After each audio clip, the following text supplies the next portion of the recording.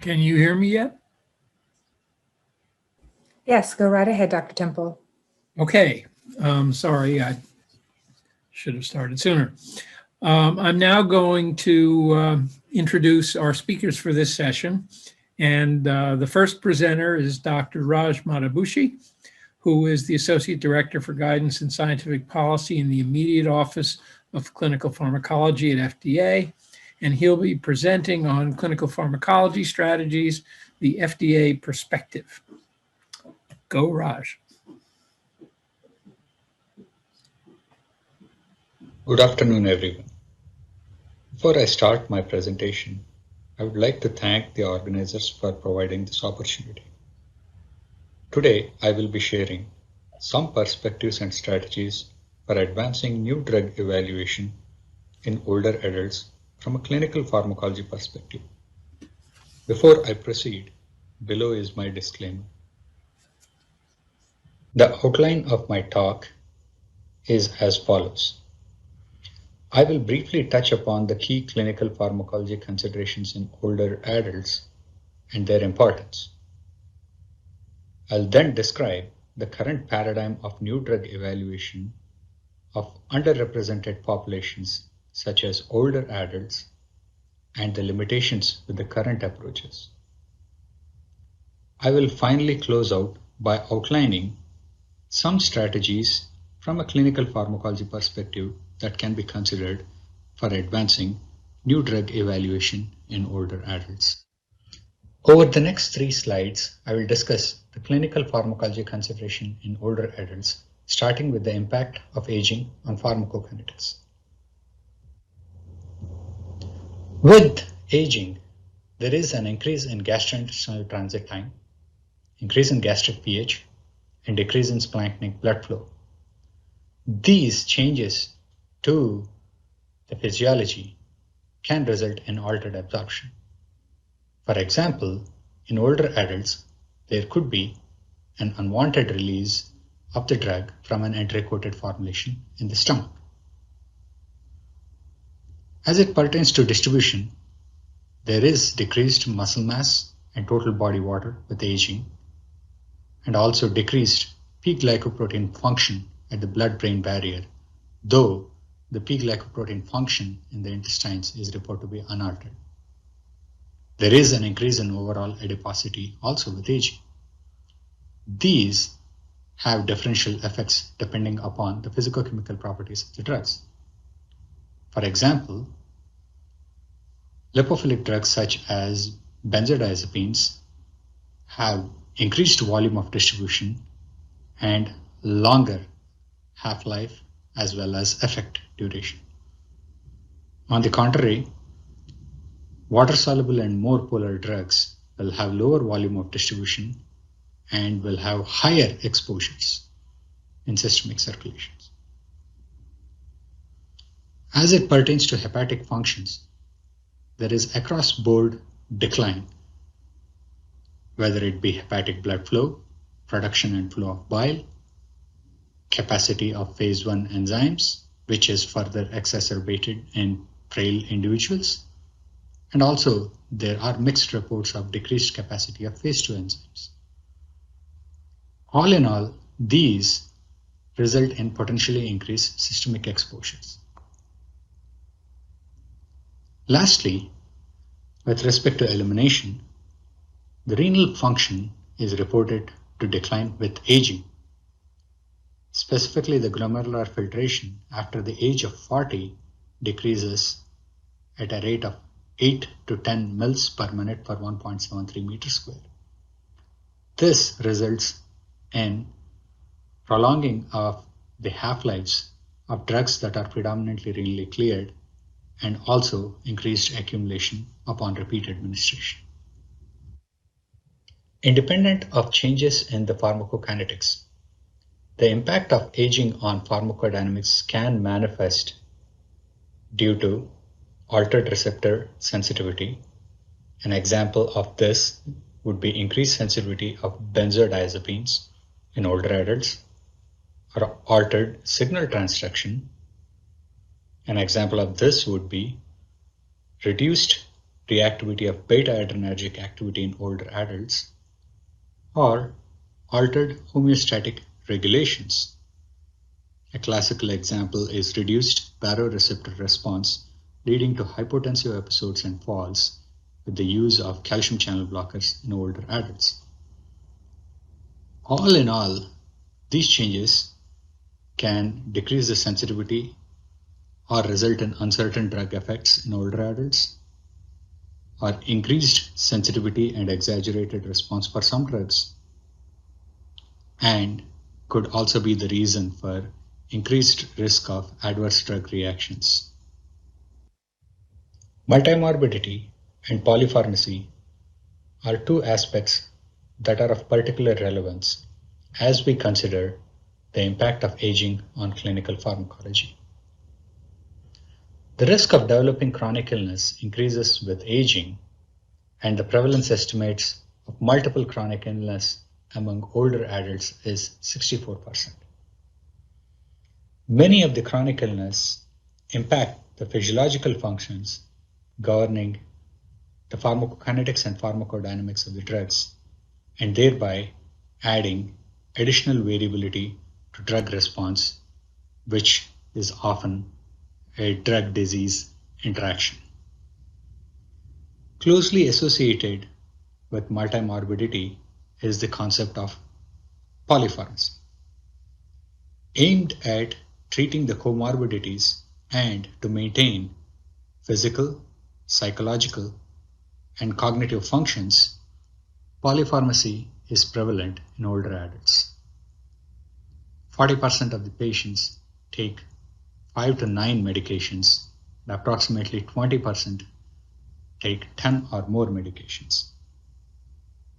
In addition to this, there is a possibility of use of over-the-counter medications, dietary supplements, and herbal products that may further increase the risk of drug interactions. All in all, these two factors increase the risk for unexpected and complex drug interactions, as well as increase the risk of adverse drug events. These factors make it challenging to evaluate new drugs and often result in underrepresentation of older adults in drug development programs. Historically, for the underrepresented subsets or unstudied subsets, whether they be specific populations such as those with kidney disease, liver disease, or older adults, or in case of specific clinical context such as whether the drug can be concomitantly administered with other medications or can be administered with food, or to evaluate the impact of factors such as alcohol consumption or smoking, a PK-based bridging approach is employed for deriving dosing instructions. The fundamental premise here is that any factor that affects the absorption, distribution, metabolism, and elimination can result in altered blood levels and may lead to altered benefit risk. Now, to characterize the magnitude of change in blood levels, a standalone clinical pharmacology study could be conducted. For example, comparing the pharmacokinetics in the group of older adults to that of younger adults, or it could be based on employing population pharmacokinetic approaches, analyzing the available information across the development program. Once this effect is characterized or the magnitude is characterized, dosing is then derived based on exposure matching principles comparing to the control. So for example, if the older adult group showed a doubling of systemic exposures compared to younger adults, then the dosing in older adults would be halved. While this approach has been very useful in certain settings, there are several limitations as we consider applying it to older adults. First, the PK-based approach is an univariate approach, and aims to address each factor independently. Now we know aging has multifactorial impact on not only the PK but also the PD, and there is a high chance for complex interactions.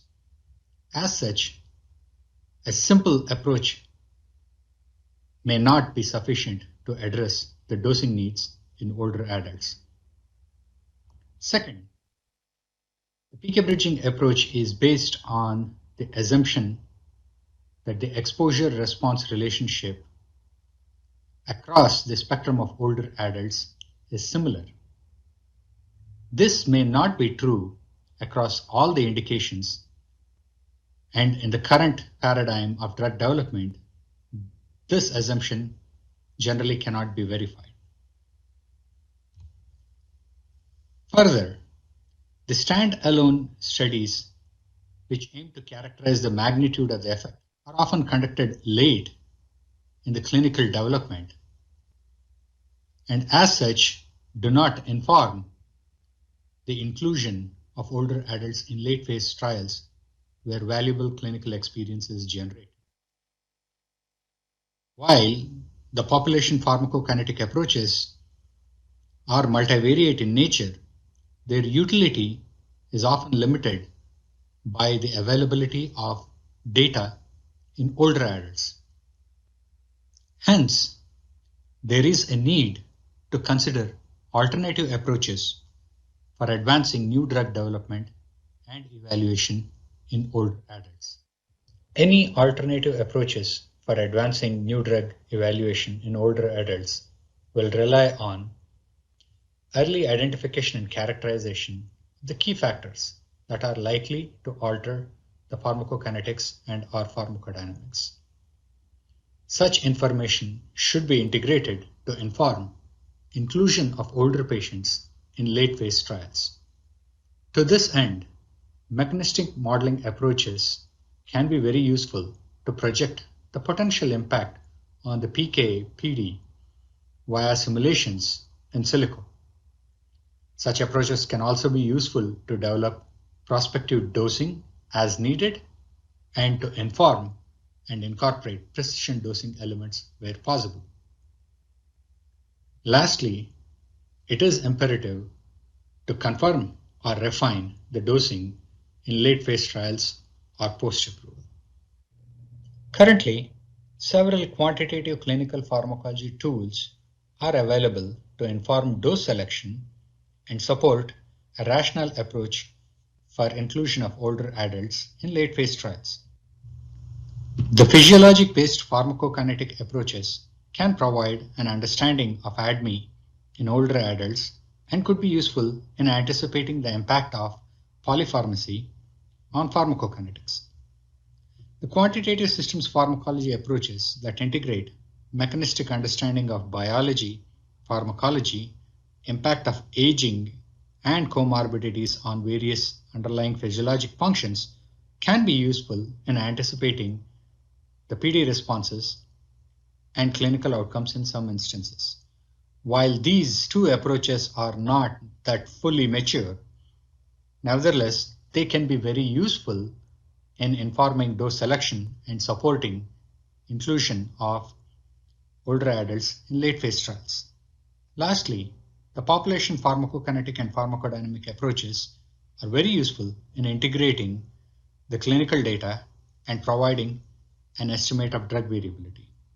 Together, these quantitative clinical pharmacology approaches can enable an alternative approach for advancing the drug development and evaluation of older adults. With that as the backdrop, I will now present 4 conceptual approaches for evaluation in older adults. These are largely based on the discussions from a recent Clinical Pharmacology Advisory Committee meeting, which discussed approaches to evaluate patients with kidney disease, and the concepts are generalizable to the current context of older adults. This would involve a risk assessment based on the preclinical and early clinical pharmacokinetic and pharmacodynamic data. If it is deemed low or acceptable, then one of the two approaches could be invoked. The first involves sequential evaluation. In this approach, older adults are progressively evaluated as the drug development passes through various phases of the clinical program. The inclusion into the next phase is contingent upon the assessment of the pharmacokinetics, pharmacodynamics, and tolerability. And this information would be used to either update or inform the inclusion into the next phase. This approach is very similar to the development in pediatrics, wherein older children are studied first and are used to inform the studies in younger children later. An alternative approach would involve an adaptive enrollment. In this approach, a predefined PK/PD criteria is developed, and a dose that would target this criteria would be tested in older adults in phase 2. Such an approach may use adaptive strategies for real-time confirming whether the target is reached and the need for refining the dose to reach that particular targets. Once the dosing is confirmed or refined, that dose could be used to enroll older adults in phase 3. Such an approach will provide assessment of the pharmacokinetics and comparative safety and efficacy. Based on the early assessment, if the risk is deemed moderate or uncertain, one could consider a sub-study approach. This provides an opportunity to study older adults without complicating the main trial and could involve certain sites with expertise and experience for conducting trials in older adults. The subset may or may not be considered as part of primary analysis. This approach allows for the assessment of pharmacokinetics, pharmacodynamics, comparative safety, and potentially efficacy when the subset is incorporated as part of the primary analysis. The last approach is an open-label extension approach and is useful for enrolling a vulnerable subset of older adult populations. In this approach, the older adults would be enrolled into a de novo cohort along with the open-label safety extension. During this phase, dose adjustments can be allowed during the study based on real-time PK monitoring. This approach allows for the assessment of pharmacokinetics, pharmacodynamics, tolerability, and safety. In real world, the patient population in clinical contexts are likely to be more diverse compared to the pre-market study population, necessitating further evaluation post-approval. With the availability of real-world data, there is an opportunity to further advance new drug evaluation in older adults.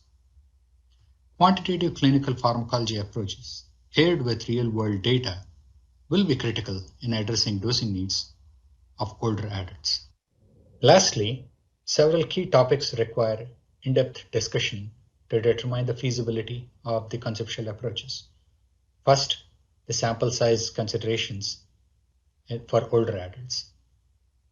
Next, the need for developing additional dosage strengths to support dosing, the formulation considerations and the need to develop age-appropriate formulations, development of biomarkers to support precision dosing elements, managing of drug interactions in a polypharmacy settings, and clinical decision support systems to inform adaptive dosing strategies.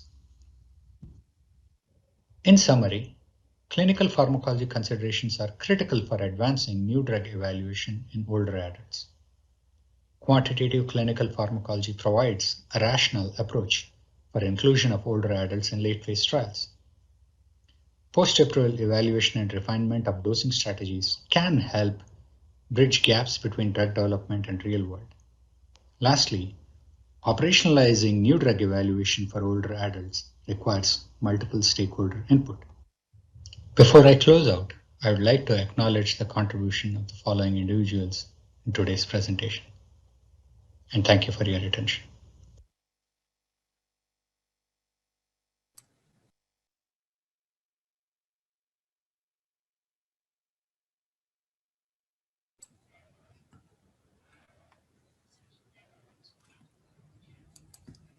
Okay, Raj, can you hear me? Yes, I can. Can you hear me? Okay, thank you very much. That was very enjoyable. There are probably a million questions one could ask, but my first question or statement, I guess, is that it still seems overwhelmingly important to get the PK right and do it early. And it's easy to do, relatively speaking, because it doesn't take that many patients. PD seems harder unless there's a very readily available pharmacodynamic endpoint. So for beta blocker, you could look at heart rate. That's easy. But looking at outcomes really requires a lot of people. And I just wonder what your thoughts about all that are. Yeah. So I totally agree with you that the PK is more readily doable. In fact, it can be even anticipated given that we have approaches that can be used to project what may happen in such a setting. So as such, that can help inform our understanding about the PK changes. With respect to PD, yes, you have a point on the need for having appropriate PD markers, but typically drug development approaches, as they are going through different phases, they have some proof of concept markers which inform the later stages. While these are not surrogates, but they are very useful markers of the drug effects, which probably could be utilized to get an understanding of what might be the effects on such markers as a first step. While they by themselves are not going to provide all the answers, but probably they are going to decrease the uncertainty a little bit. So that when added on top of PK could help further the understanding. Lastly, having comparative efficacy information, that's a very high bar, and it's going to be challenging. Like you said, maybe there are only very small settings where a standalone studies might be required. However, gaining the clinical experience in a clinical trial setting is probably more useful than not, if it is possible. I must say, my guess is that there's more likely to be safety differences than effectiveness differences in the elderly, and perhaps those could be thought about more. It might be very helpful to see where we have found age-related safety differences that have been a problem, because then it would tell us what perhaps to look for. So someone should put all that together. Maybe they have already, and I just don't know it. Sure, most of our experience is informed on the safety differences in older patients. I think the Beers criteria goes into a good extent on what might be the medications that might increase the adverse events in older adults. That's fairly well established, right? When it comes to efficacy, you are correct in the sense that we do not have a lot of experience that informs whether the efficacy is different. But part of the reason is also that we do not have enough information in the pre-marketing space for us to have an understanding whether it would be different or not. So it becomes a very unusual chicken and an egg situation. If there is no data, how are we going to figure out? And when there is data, does it span the spectrum of the older adults? Becomes the next question. To the best of our abilities, I think in chronic conditions, I think we do have some information as represented by the forest plots in our labels, which do provide some comparative information. Yeah, we should always have we should always have forest plots, I think. We only use them for outcome studies. We never, never, never show them for symptomatic trials. And I think we should. But I've been saying it for a while and no one listens. Yeah, I agree. When there is information available, that's an opportunity for us to provide comparative effects by older adult subjects. Okay, well, we probably should move on to the next presentation. Is that right, timing-wise? Or unless there are questions for Raj, let's see. I do see one. Should the guidelines for PK modeling validation be more detailed or set more specific rules in order to provide more confidence that the simulation really describes the reality? I'm not sure I understand that, but maybe you do. Well, I'm not sure if the guidelines should be more detailed or specific. I think there is a good amount of information out there, and people know how to use many of these approaches in other related contexts. Such approaches could be applied to this setting also. So I'm not sure if there is a need for more detailed or specific modeling and simulation related guidelines that are required. Maybe what is more required is for us to start applying them to help inform enrollment into clinical trials as a first step. The next question, just to summarize briefly, asks whether you think the most important possible differences are differences in effectiveness or differences in safety. What are you most worried about? Yeah, well, we briefly touched upon it when you opened up with your question.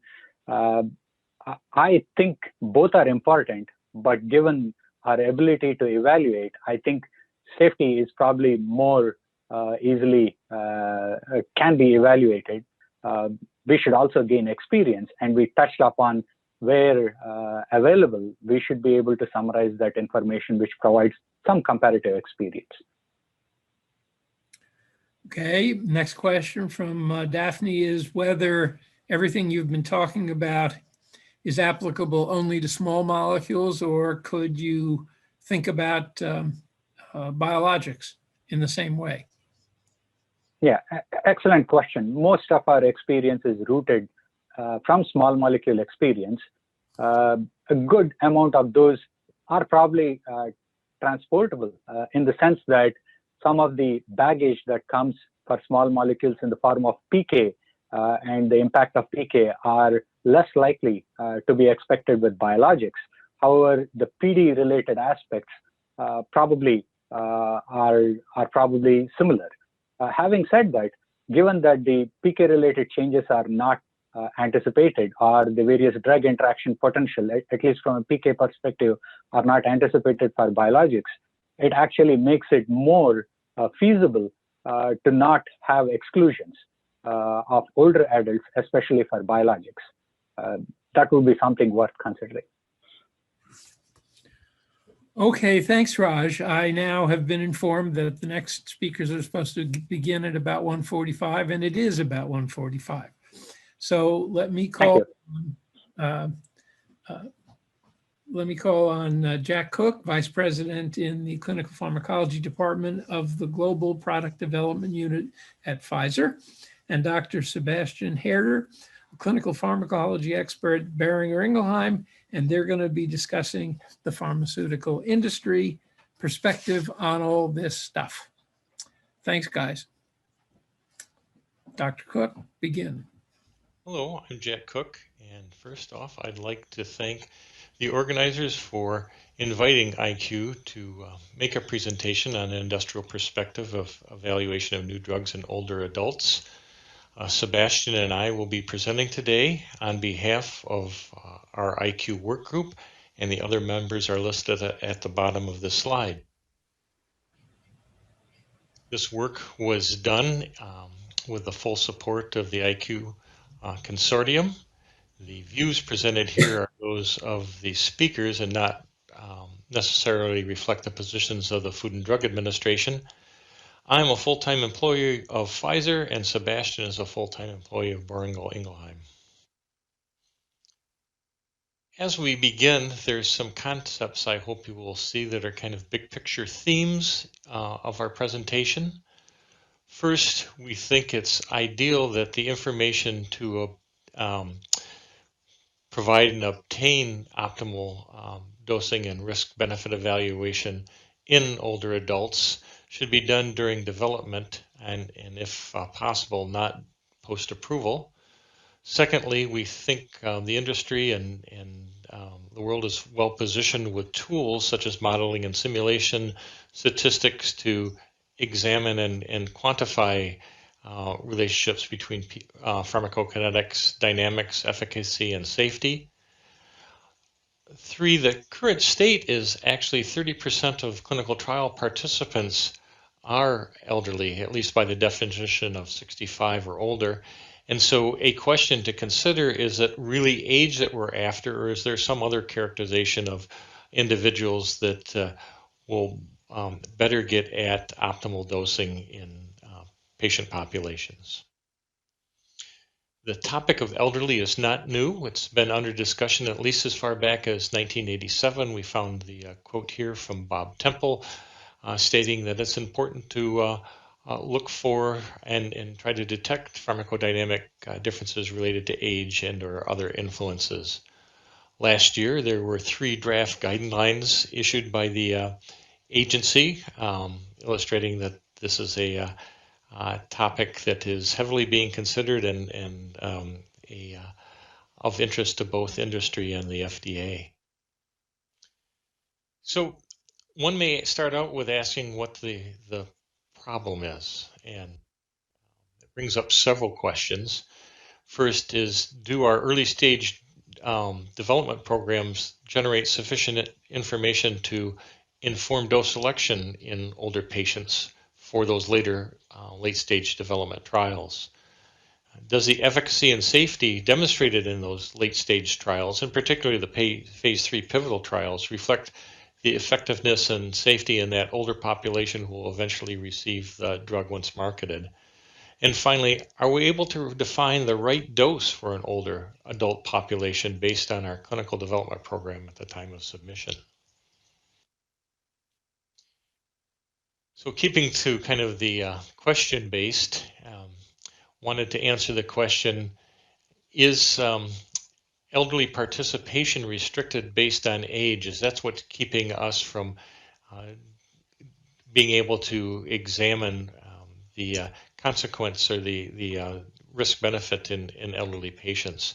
And so for that, we looked at a clinicaltrials.gov database, looking at a snapshot of the last 11 years or so for any study that began January 1st, 2010, through those scheduled to start by the end of this year.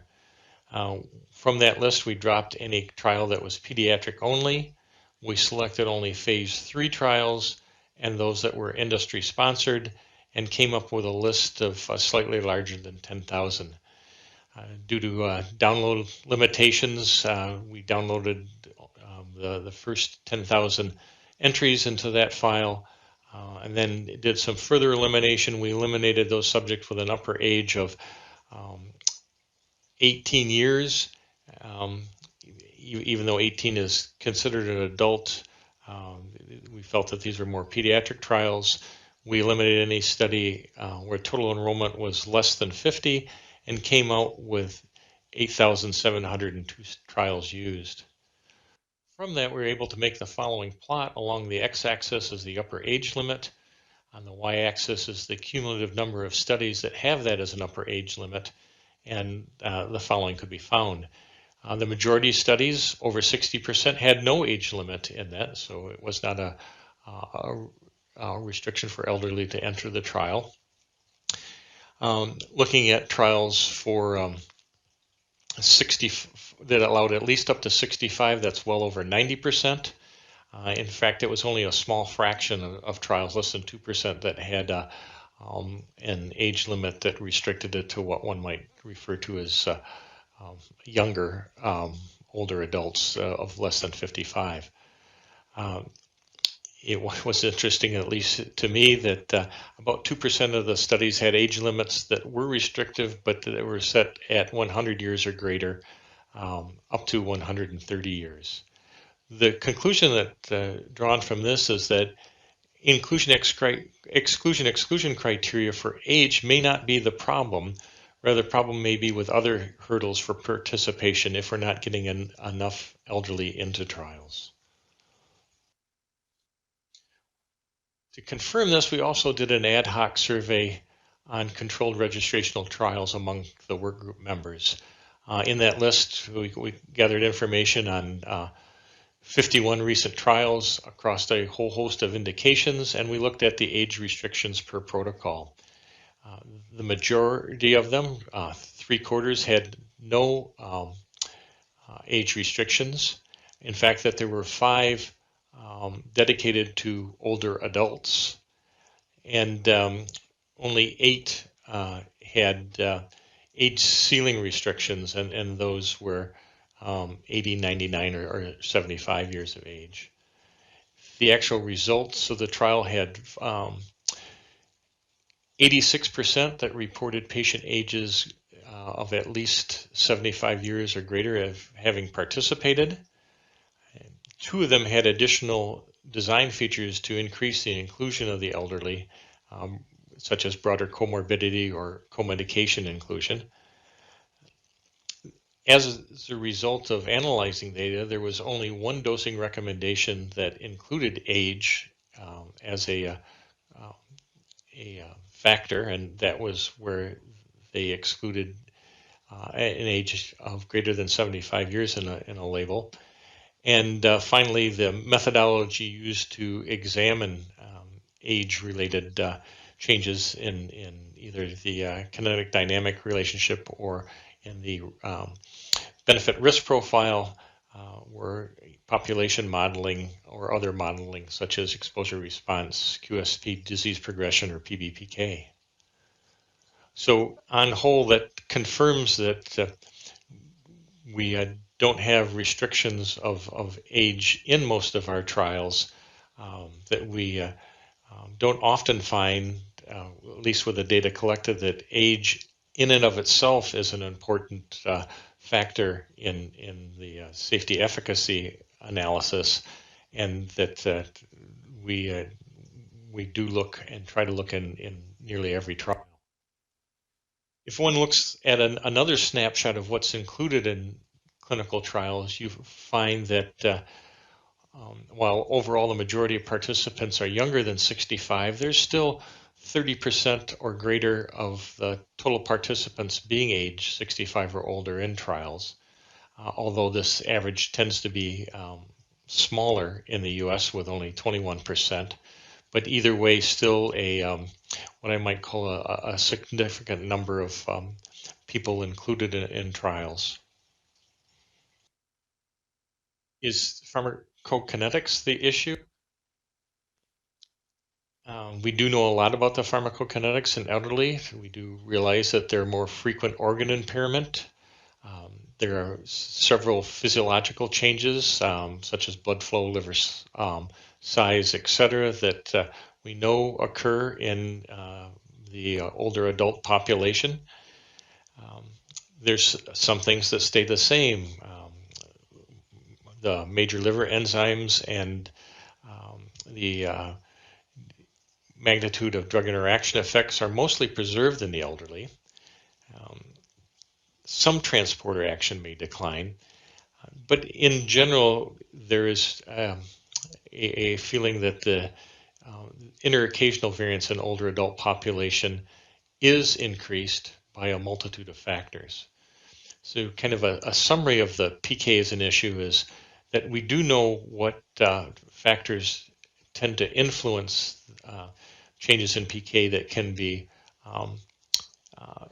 expressed in adults, that we have several modeling tools that can accurately forecast such changes, but age in and of itself doesn't completely reflect the intrinsic factors, that organ impairment or other external factors like compliance and co-medication may be more closely linked to the changes in risk benefit or in exposure response in older adults. One may ask if chronological age is the correct denominator.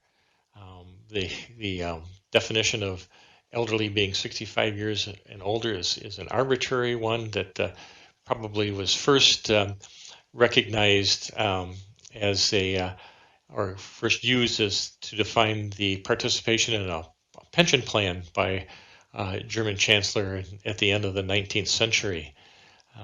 There have been additional age categories considered, maybe greater than 75, 80, or 85 years.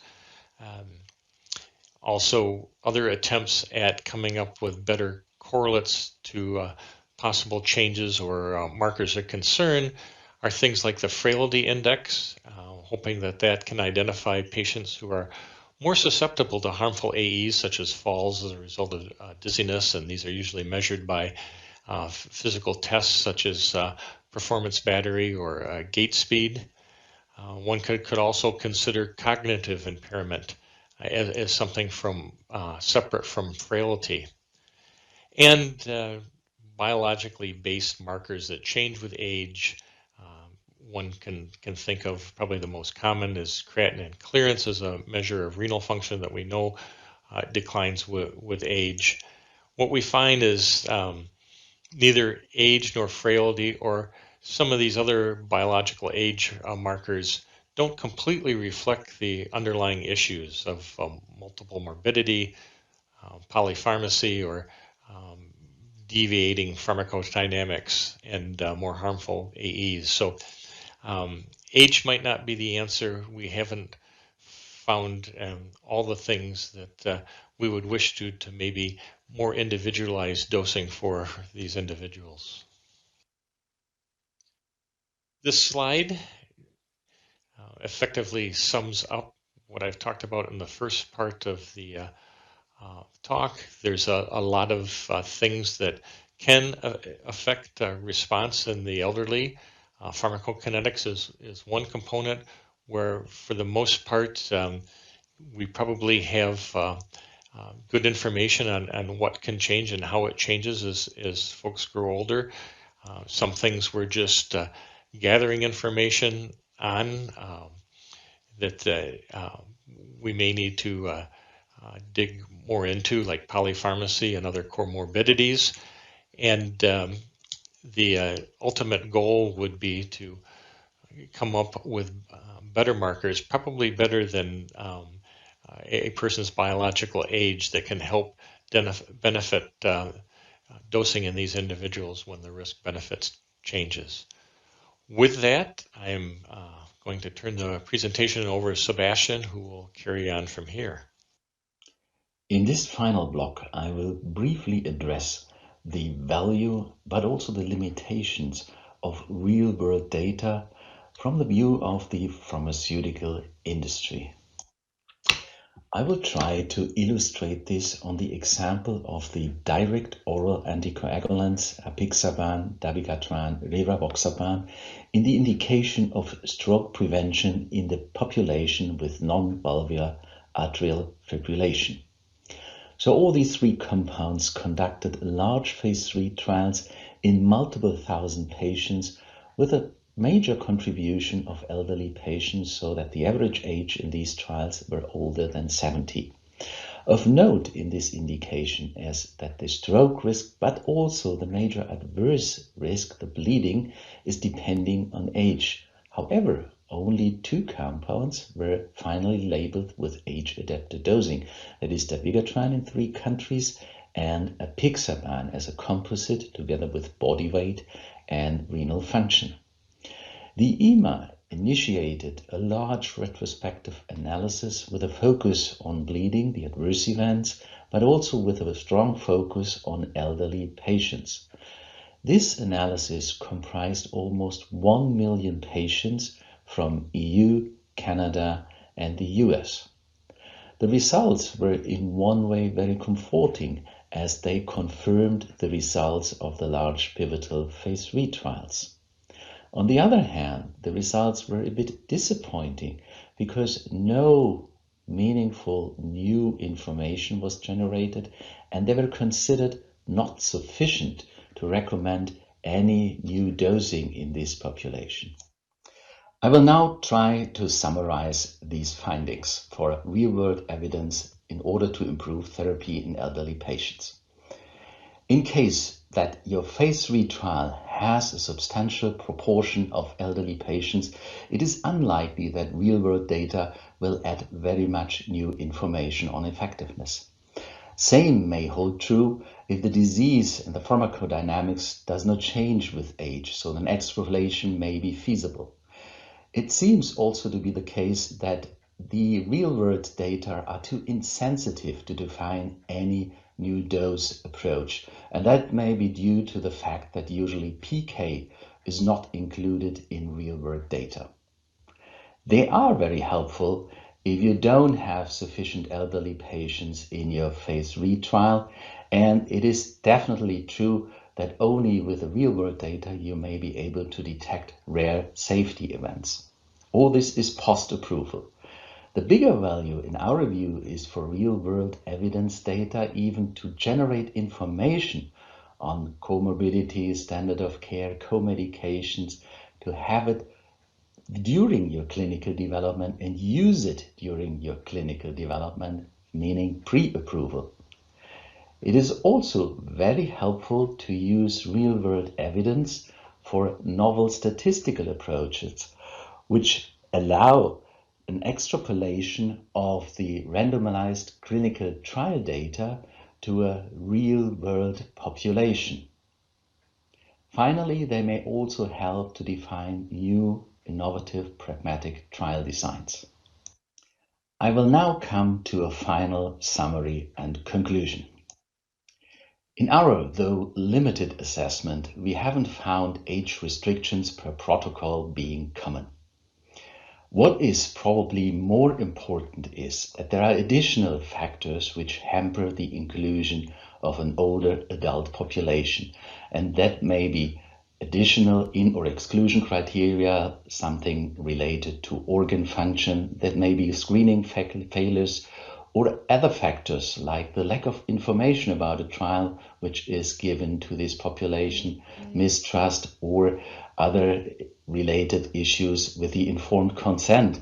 In general, cognitive impairment is not well addressed neither on the informed consent nor in some assessments during the trial. Also, limited mobility may be a factor. Generally, PK seems to be no problem, and we haven't seen very many dosing recommendations related to age. That may be true to the fact that dosing adaptations are more common on other factors like organ impairment or COMADs or DDIs, and these are of course also applicable to the geriatric population. Chronological age may be sufficient as a category for the trial design, but it is very clear that it's only partly reflecting all the factors which are linked with age. Real-world evidence data are potentially helpful post-approval on a certain drug to detect any safety findings, rare safety findings, and they may also detect some efficacy effectiveness gaps. The bigger value seems to be for real-world data when they can be used pre-approval to better define the whole strategy for your clinical development. I would like to close with some reflection points of the IQ working group.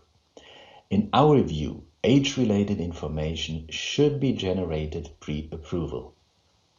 We have to work on a broader inclusion of an older adult population in our clinical development, in particular into our pivotal trials. One way may be to use more pragmatic trial designs, which, for example, allow a more home-centered assessment. We have to further evaluate and develop the joint forces of ClinPharm modeling techniques in combination with novel statistical approaches, which maybe allow more extrapolation from a younger to an older adult population. One word finally on the comparison to the pediatric situation. In our view, unlike the pediatric situation, we have very often not a scarcity of patients, but the older adult population is a large part of the target population, and it is in the sponsor's interest to include these patients in the clinical development.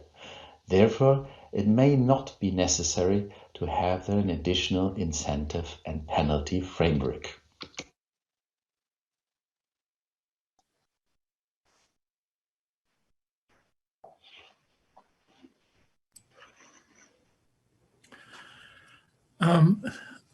Thank you. Can you hear me?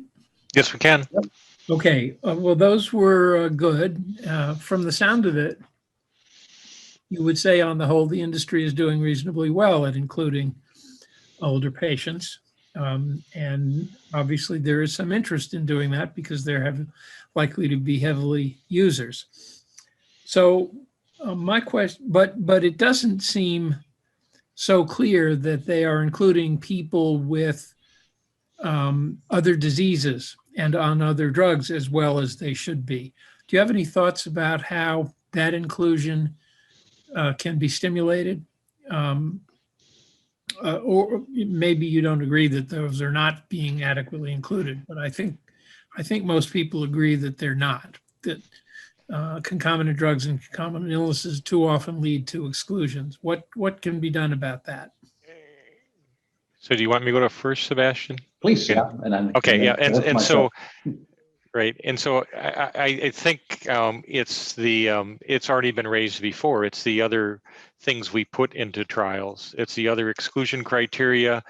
It may be how accessible these trials are for individuals, making sure that they can get to investigator sites and investigators enroll them. So I think we can do a lot of things to be more friendly to these subpopulations to try to increase enrollment and more expansive. It's probably going to take some changes not only in trial conduct, but trial analysis. And I know I brought this up in other forum in the past, even analysis plans to try to move people that if I need to adjust a dose in a certain population, that I'm still able to include them in the matching exposure category. When you analyze, I don't have to exclude that person from analysis. So there's some things we can do all the way around to facilitate and make it more attractive for not only the elderly to be included in trials, but also for people that conduct the trials to another way to make sure that those individuals count. Yeah, and maybe I can add what I'm facing very often is that trial teams see the risk and overemphasize the risk.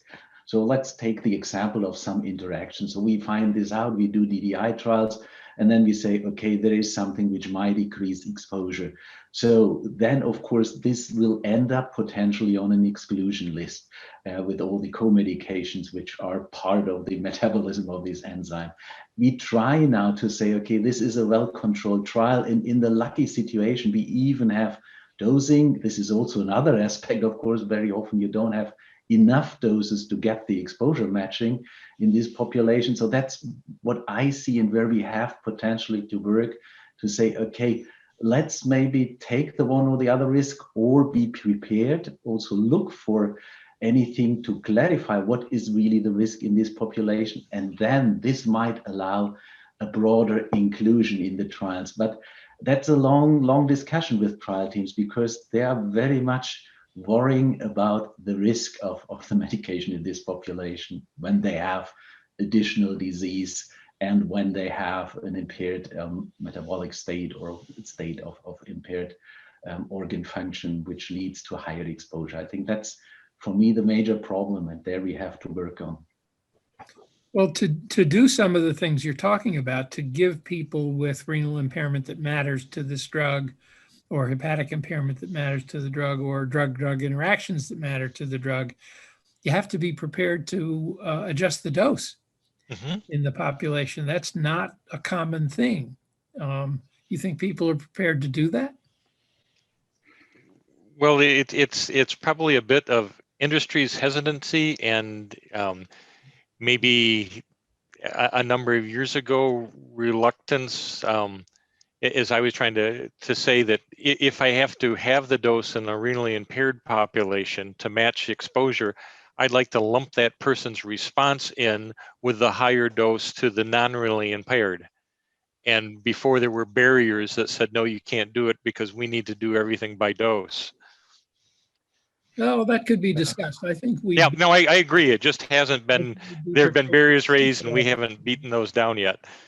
Yeah, but that's clearly a complication, and the more varied the population you be, the more this raises its ugly head. Yeah. Okay, a couple of questions from the chat box. What about, I'm not sure I understand this one. What about pharmacogenomics? Intermediate metabolizers are pheno-converted to poor metabolizers with inhibitors of the same cytochrome P450. This is incredibly common in polypharmacy, which increased with age. Yes. If you understand it, I'd love to see your response.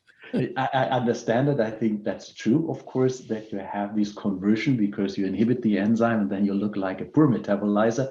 I think the situation in itself is the same. So we haven't seen DDIs are very comparable in the effect.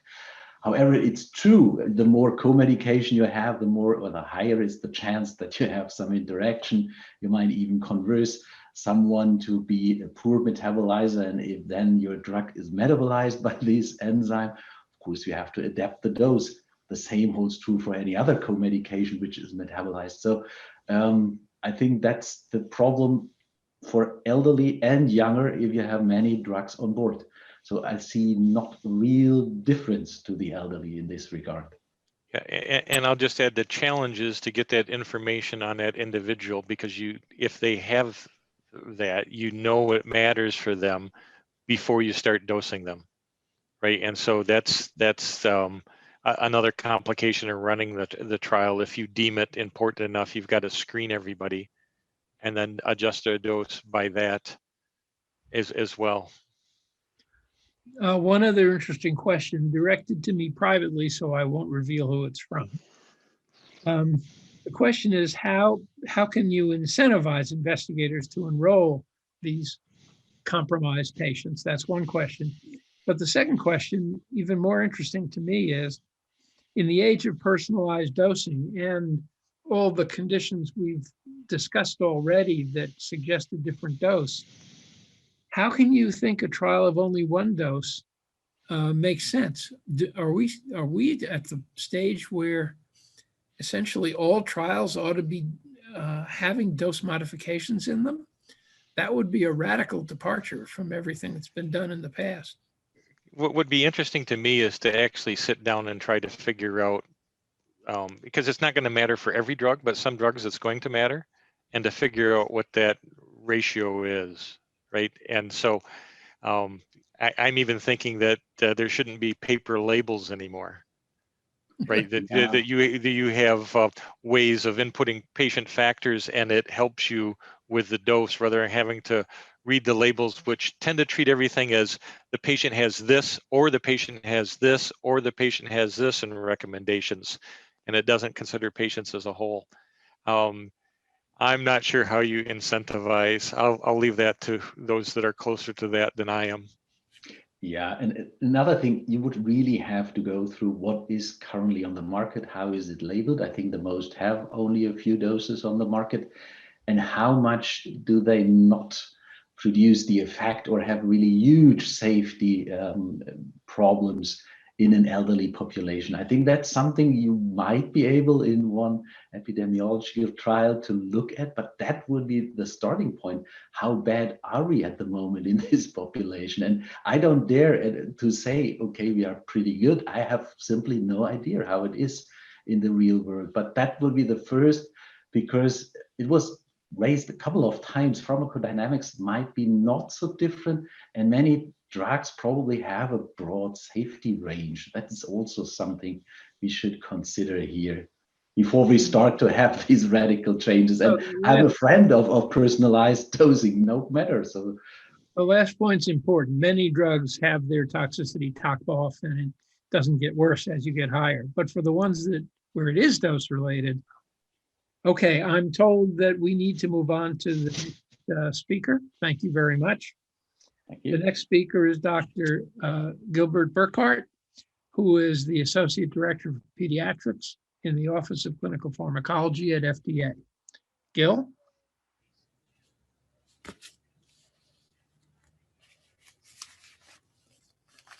Good afternoon. In the next few minutes, I'll talk about some of the things that we've learned about pediatric drug development and some of the discussions that I've actually had with Dr. Lau over the past decade on some of the things that are very similar between some of the similar problems that we have between developing drugs for our younger patient population and our older patient population. Gil, you should get closer to the mic.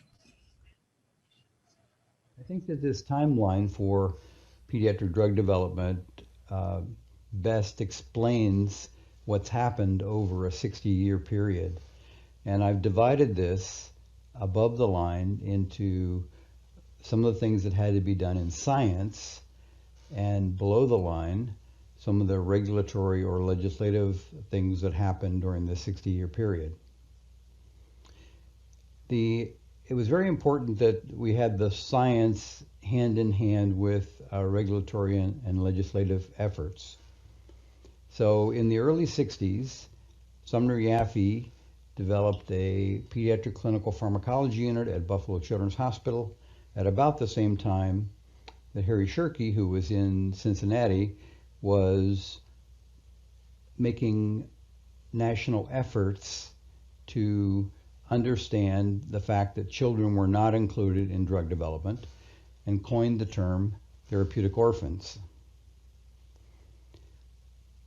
During the 1970s, there were a number of pediatric ethical issues that had to be resolved, and the American Academy of Pediatrics, the FDA, and the NIH really took care of these problems by building guidances and guidelines. However, the fact that these issues were resolved did not result in the inclusion of pediatric patients in drug development programs. In the early 90s, there then was initiated some legislative efforts to provide some incentive to sponsors for including pediatric patients. And at the same time, Sumner Yaffe, who had moved to be a director in the NIH's Child Health and Human Development Center, developed the concept of the Pediatric Pharmacology Research Units, or PPRUs, and to basically improve the science of pediatric drug development. Eventually, this incentive program was passed as part of, in 1997, as part of the FDA Modernization Act, and it had a 5-year sunset. So in 2002, the incentive program was renewed. Now it was called the Best Pharmaceuticals for Children Act, or BPCA, and that was passed in 2002. In 2003, in December of 2003, the Pediatric Research Equity Act was passed by Congress, and that was in support of what was at one time called the Pediatric Rule in the FDA, which said that if a company was developing a drug for an indication that occurred in pediatric patients, then they had to conduct pediatric studies. However, that rule, FDA rule, was struck down by a federal court in 2002, and so that was then enacted as legislation under the Pediatric Research Equity Act, or PREA. These laws had 5-year sunsets, and so they were renewed in 2007 under the FDA Amendments Act. And the other thing that happened in 2007 under FDA was the formation of the Pediatric Review Committee within the FDA. In 2012, under the FDA Safety and Innovation Act, both BPCA and PREA became permanent. And then in 2017, under the FDA Reauthorization Act, there was the addition of the molecular targets under PREA just for pediatric oncology, and that the programs related to that went into effect in August of 2020. At the same time, the PPRUs there were quite a number of PPRUs, but that program was transitioned to a research in pediatric developmental pharmacology programs, or RPDPs, a smaller number of programs that exist today. So one of the important points to take from this is that both the scientific research and regulatory policy were essential in developing and furthering pediatric drug development. And while they may progress at different rates, in fact, both are absolutely essential in developing this program. So lesson number one, I think, is that scientific advances are essential.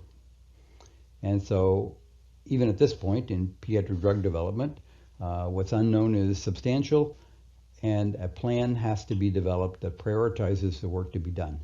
And often we do this with a number of scientifically based groups around the country, and then of course our partner in this is the National Institutes of Health. So recruiting partners that both have the drive and the money to get the scientific part done is essential. And so NIH involvement is essential, and I guess the experience of pediatrics would be that while the PPRUs were really not very successful in their scientific accomplishments, they did provide a very central group of scientists that kept the discussion current and very progressive, and provided really a central point for pediatric drug development during the 1990s and from up until about 2010. And then the last point I would make is that you have to keep in mind the broader needs of science. So it's just not clinical, it's clinical pharmacology, it's the regulatory science, it's basic science. All of that are essential parts of the scientific support for a program such as drug development in older adults. The second lesson is that we had things that did not work, and you should learn from those things. So, for example, resolving all those ethical issues in the 1970s, which took a whole decade, did not provide any impetus for drug development studies. Sponsors did not do studies based upon the fact that the ethical issues had been taken care of. And actually, the FDA in the early 1990s actually requested voluntary submissions of pediatric data from sponsors for relabeling of drugs, and this did not produce anything substantial. So spontaneous voluntary programs did not work. The other point I would make is although legislation was critical in pediatric drug development, legislation was a very slow process. And I'd say that's, our advances through legislation are still ongoing, but we have 30 years invested in the legislative programs of pediatric drug development. The third lesson I would say is build on what does work. So I would say that pediatric extrapolation of efficacy, where we extrapolate efficacy from the adult patient to the pediatric patient when the disease is the same, and the response to drug therapy is expected to be the same. That works very well and has expanded. That makes pediatric drug development programs very efficient in that you only have to do dosing studies and safety studies. And so sponsors and the FDA have really gotten behind this. But this came from a 1994 pediatric labeling rule. Did not come from legislation. It came from a rule that was promulgated by the FDA. I would also point out that model-informed drug development, modeling and simulation, if you want to call it that, has made a major contributions to advanced pediatric drug development. So this has expanded indications to small groups of patients who you might not otherwise be able to study because they're such a small group, but in fact we've been able to expand indications to them through modeling and simulation. Also, modeling and simulation, or MIDD, expedites the movement from one group of patients within the pediatric sphere to another group of patients without unnecessary studies. And so it can be much quicker than if you required a study or were not able to do a study and did not get the indication at all. So in summary, I think there are three major lessons that we get from the history and progression of pediatric drug development, that occurred over a very painstaking 60 years. One is to make sure that the science is there to support decisions in pediatric drug development for older adults, and to develop a plan to advance that scientific knowledge. The second lesson is to pay attention to the things that did not work in previous specific patient population studies, so that years are not lost in working on things that are unlikely to work. And then finally, build on what works. And I would say that the first thing that works well is to use rules, guidelines, and guidances that move the field forward very quickly, and to apply tools such as model-informed drug development to advance drug development for older adults, and to do that in as rapid a manner as possible. Well, thank you very much for your attention today.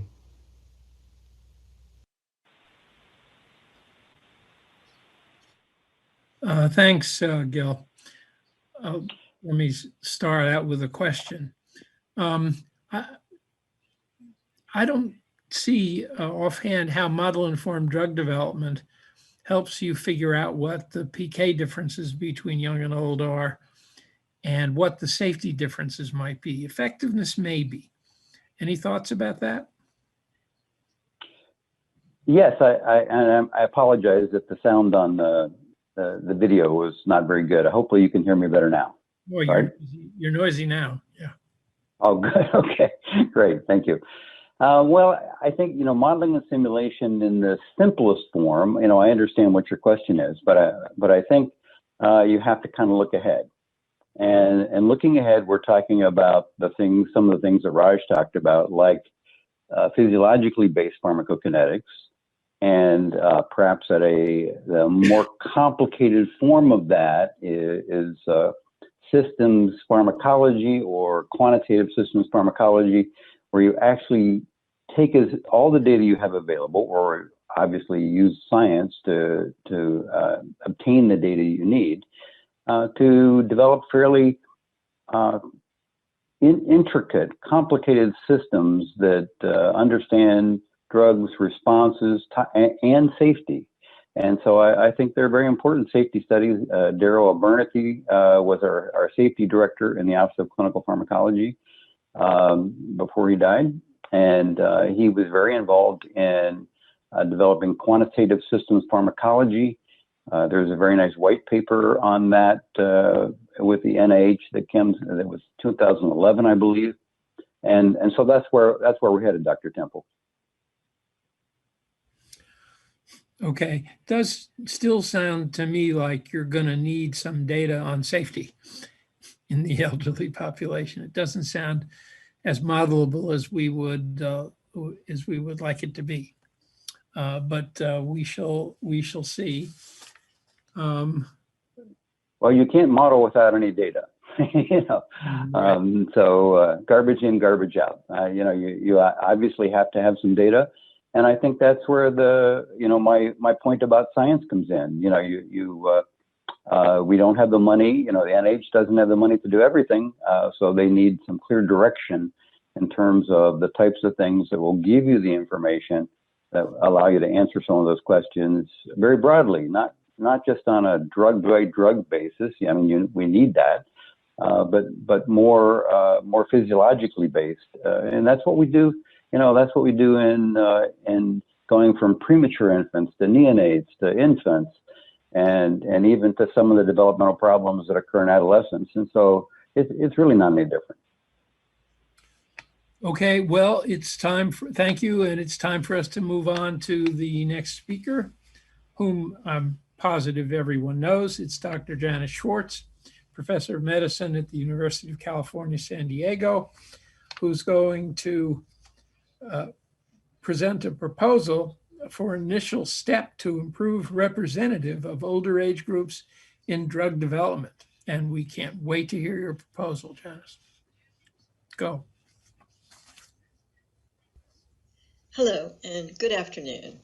I'm really grateful for the opportunity to spend the next few minutes sharing with you my thoughts on what should and could be done to improve representativeness of older age groups in drug development. My disclaimer is that the views that I'm going to present are entirely mine. They're not those of the FDA or of my home institution, UCSF, but I hope that at the end of the presentation, you will share them with me. I also want to acknowledge that I receive research support from a number of sources. In my talk, I'm going to start with the conclusion, then give you the rationale for how I got there, some examples of how I think we could implement the ideas I present, and the resources and the needs that we would have in order to implement this plan. So starting with my conclusion, here it is.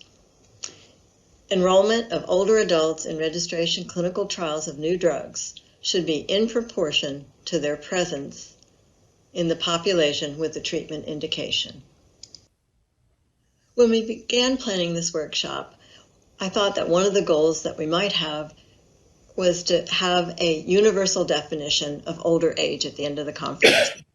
Well, it soon became clear to me that that was not going to be possible. Looking at all the different organizations, viewpoints, patients, and current policies, it was clear that there was not going to be any agreement on exactly what older age was, either in years or whether it would be in physiologic measurements. So then the question became, what can we agree on? Taking a look through the documents that have been reviewed by Dr. Lau and others in this conference from 1989 through 2020, although older age might have been cited to be different in these documents, there was some agreement and there was one word that appeared in almost all the documents and showed consensus. And the word that keeps coming out is the word representative.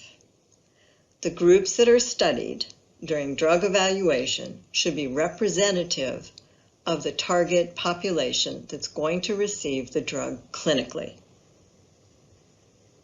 So let's think about what representative means. And let me pose the question, is the current enrollment of older adults in registration clinical trials representative of the population that's going to receive them? You've seen some analyses presented by Dr. Lau on the disease prevalence versus clinical trial enrollment. I'm going to focus on the story of the 4 direct oral anticoagulant medications that were approved between 2010 and 2020, because those are the medications I'm most familiar with, that I work with, and also because I think we have a complete story to tell regarding these agents. As you can see on this slide, the US prevalence data in orange shows you that the prevalence goes up with age, and the clinical trial population data also show you in blue that the clinical trial population also went up in age, but the biggest differences between the two populations are the greater prevalence in the over 80 age group that is underrepresented in the clinical trial population group. And I should say that this is a bit of a success because earlier studies of warfarin that were not done by industry but were done by academia only enrolled patients that were about in the mean age of 65, and here we have a mean age in these studies of 70 to 72. So it's an older group than previously studied for atrial fibrillation, but still underrepresented in the group that's over the age of 80 years. And I should also note that the prevalence data are probably a little bit of an underestimate because it only includes community dwelling and no residents of long-term care facilities or residential facilities. So the under-enrollment was only, or primarily in the 80 plus age group. The question is not having information in this age group important once these medications are approved? In the case of the DOACs, we do have real-world post-marketing data on the prescriptions that are being given. And I'm going to show you some data from one of the large real-world databases that includes CMS data as well as a number of insurance databases. And as you can see on this slide, for the two currently most frequently prescribed of the DOACs, if you look to see by age who is getting the largest fraction, a significant fraction of the prescriptions, these are new prescriptions from 2013 through 2015, you can see that 35 to 38% of these people are over the age of 80. The very group that was underrepresented in the clinical trials makes up a very large fraction of the clinical population receiving these drugs. It's actually in proportion to the prevalence. That's about 33% of prevalence in that age group. So usage follows prevalence, but the clinical trials did not. Another thing that we notice it's a little bit different than the clinical trials are what's being used, at least for one of these agents, the most frequently prescribed in cardiology.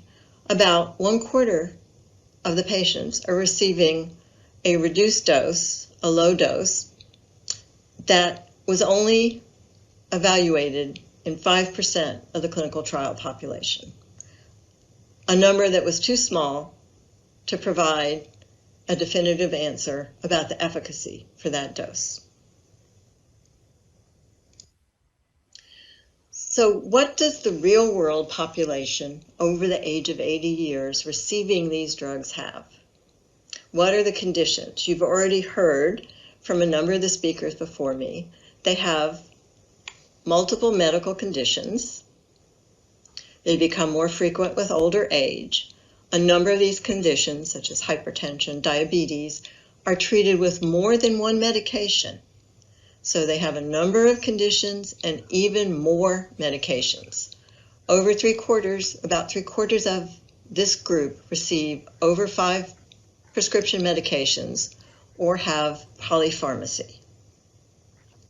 In addition, you've heard about the concepts of frailty, whether it's a phenotype or an index of multiple medical conditions leading to frailty. The 25 to 50% of this population is frail. This is the group that wasn't enrolled, but if we had enrolled in proportion to their prevalence of non-valvular AFib, we would have the information that we're looking for on what are the effects of multiple medications, what are the effects of frailty. If we enroll these patients and we do not exclude them, we will get the information that we all say are missing.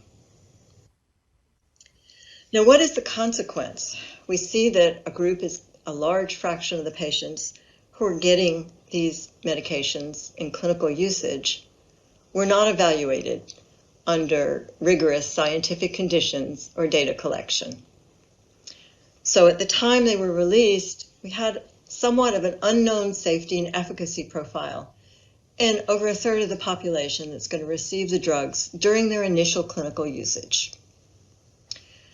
The post-marketing data suggests, remembering that these are uncontrolled experiments or real-world data, suggests that the efficacy is probably qualitatively similar to the results of the registration trials, with most analyses having only looked at full doses responses in the real world of the full dose of the medications. Where we see a big difference is in the safety profile.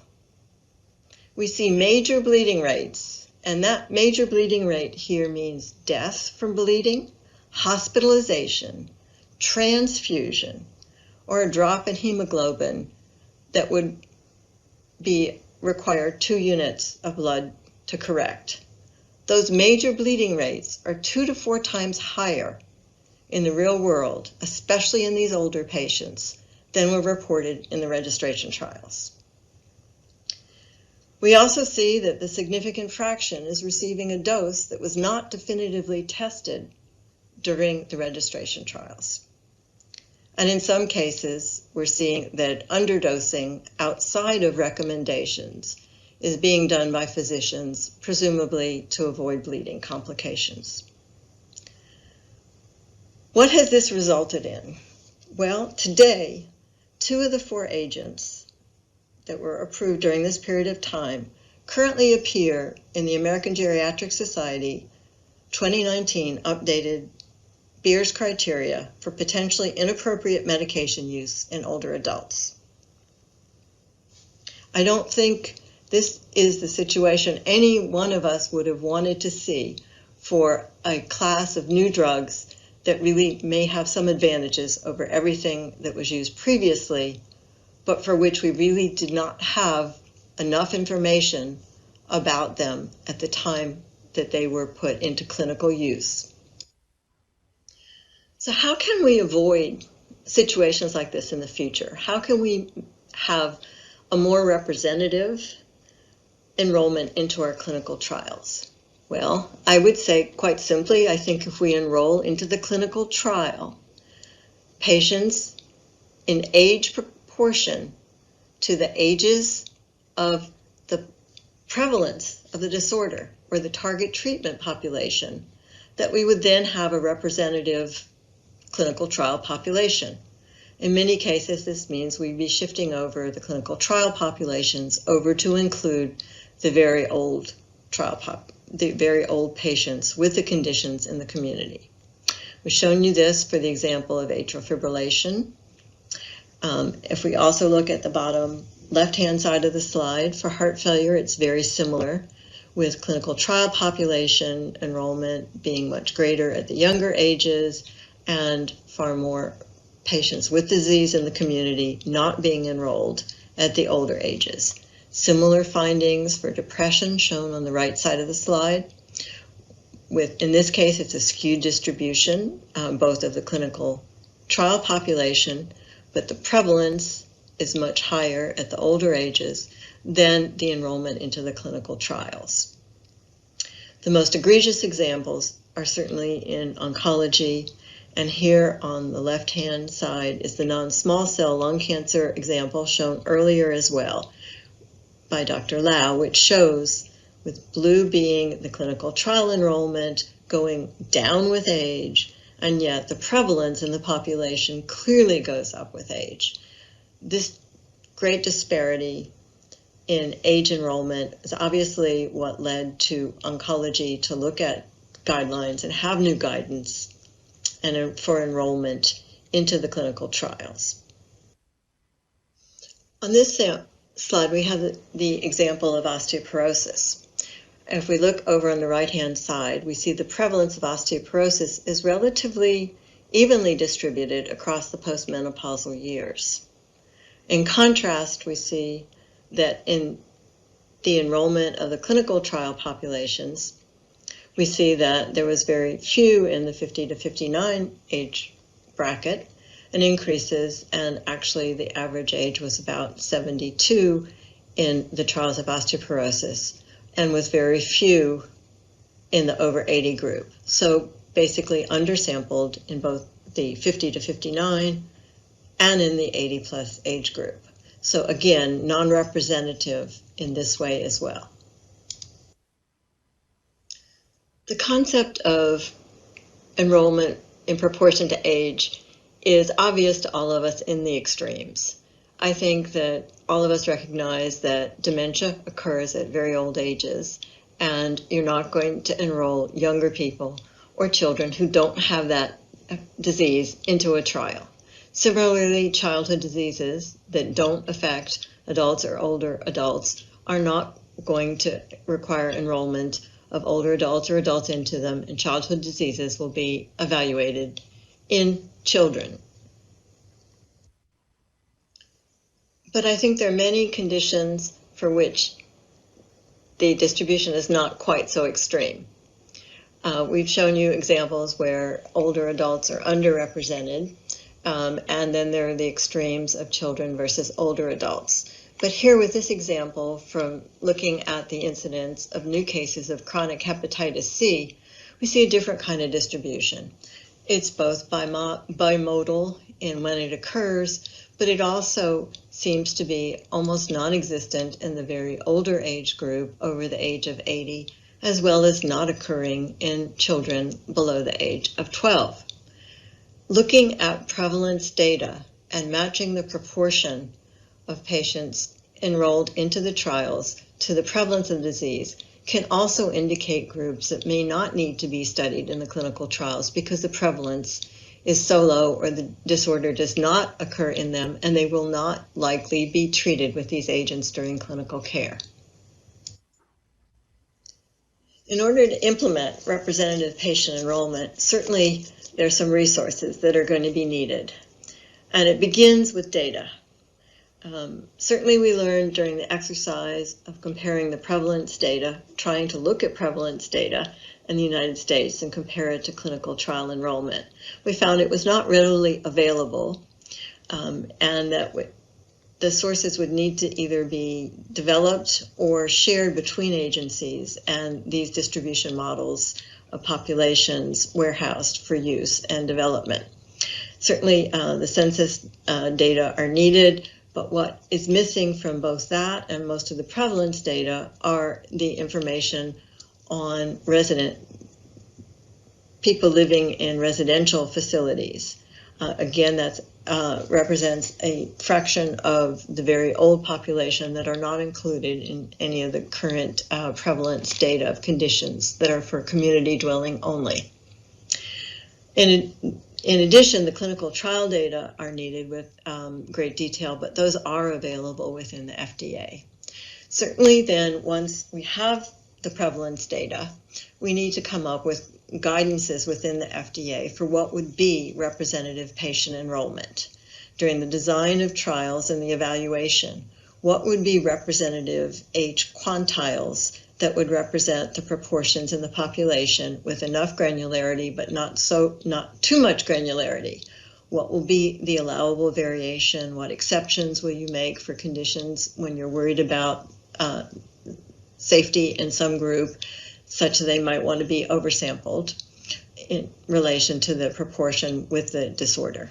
Also establish what would be the time periods for redefining prevalence data for matching and proportions, and how to incorporate proportional enrollment into the sample size and subgroup estimates for comparisons. Certainly, policies might need to be developed both on incentives, penalties, or accountability. And certainly, it would need to be reevaluated periodically, both the prevalence and the population data, as well as the enrollment into clinical trials would need to be assessed over time. Also need to look and see whether this method would enroll enough of the subgroups and conditions to allow the key variables or covariates that are responsible for group differences to be identified. And to do all of this, of course, human power is needed. Whether this is a working group, committee, office, or a task force. And there should be broad representation, both from the agencies involved, from industry, from clinicians, from academicians, and also from patients, so that we can include outcomes that are important to them in our evaluations.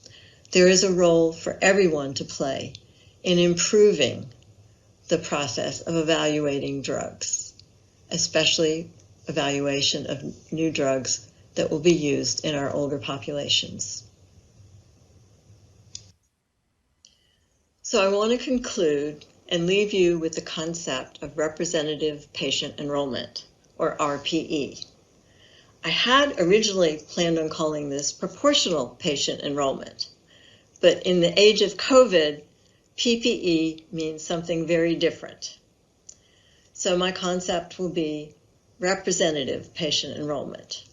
And I want to say that the enrollment goals in registration clinical trials of new drugs, the enrollment goals for older patients or older adults should be based on the proportion of older adults in the population with a treatment indication. Representative patient enrollment and evaluation will provide the necessary information for clinicians to optimize the use of new drugs in older adults at the very start of clinical use. Now, with our recent experiences, I think now is the time to build the steps to achieve this goal.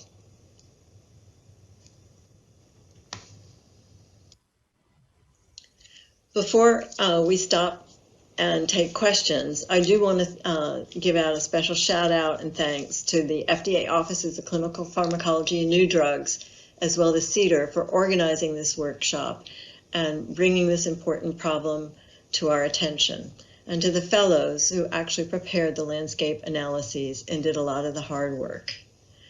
So I want to thanks to all of them and now open up for questions and discussion.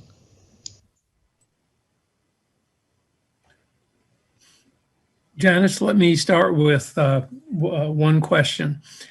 When you are hoping for proportionality, I assume you also mean you don't want people to have what I like to call stupid exclusions. This should be representative not only of age, but of concomitant illness, concomitant therapy, and all that. Otherwise, you won't get what you want, right? Obviously. I'm picking chronologic age just as a start. Remember, this is the first step. I'm trying to be pragmatic, not give one of my usual terribly complicated algorithms. So the first step would be chronologic age. One, because we have an agreed upon measure for that.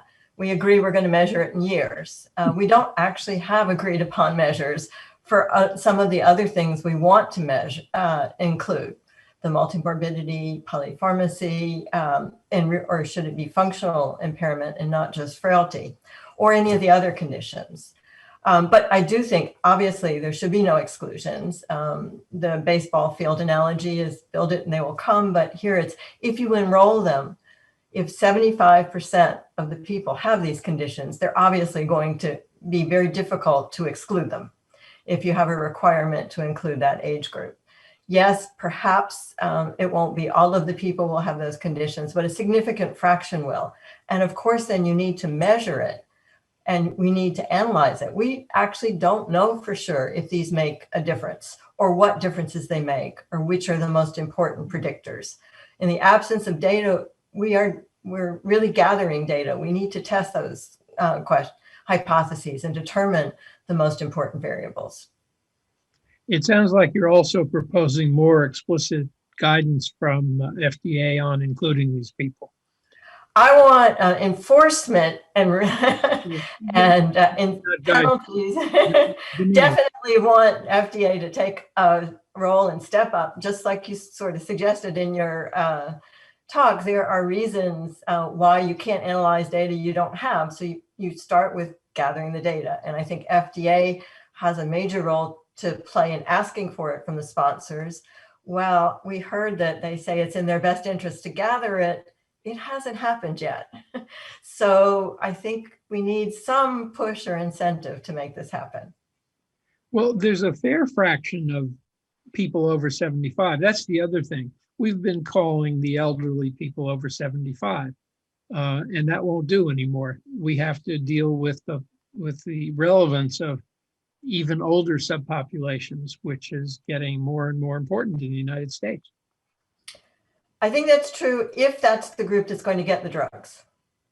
So again, if the over 80 are in the target group for the indication, they should be included.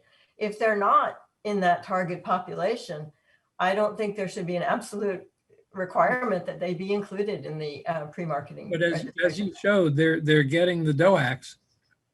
They definitely are getting the DOACs. Well, and we definitely, if I could comment on the other discussions, we definitely should have had more doses. To only have one dose or half of that dose makes no sense. We definitely need a little more flexibility in the dosing that we can use. I'm obviously have the bias of believing in dosing, and I know the concepts of concentration controlled trials that never really happened. It'd be best to be able to titrate to an endpoint, but in the absence of that, certainly some concentration or marker could be a surrogate. I think the difficulty was there was, unlike warfarin, where you can titrate to INR, there wasn't anything to titrate toward. So people didn't know how to do it. I would challenge you in that, based on having done a recent fellowship in the FDA, to notice that there were data on biologic markers of anti-factor 10A inhibition that were measured during the trial, and concentrations were measured in the trial. They were not published in the articles that made it to the New England Journal of Medicine, and most practitioners don't know that those data exist. No, I agree. I'm not saying there couldn't be such things, but there wasn't something obvious like the INR to titrate to.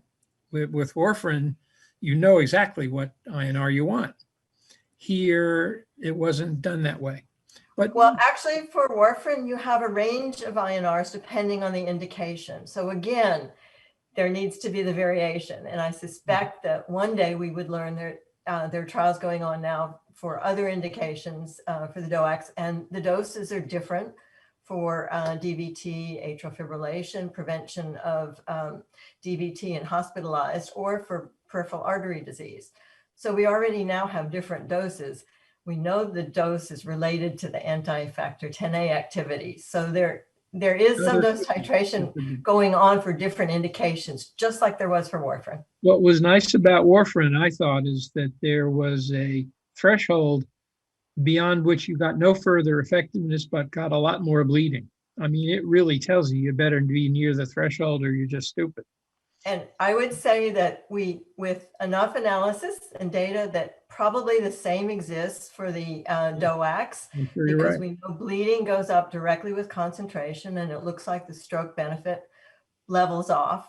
So that if we could look, certainly for edoxaban, the Braunwald group has published some very elegant studies showing that relationship. And it looks like maybe there would be what we would call a sweet spot, where you've gotten almost all the benefit on stroke prevention, but yet you have less bleeding. No, I'll bet there is.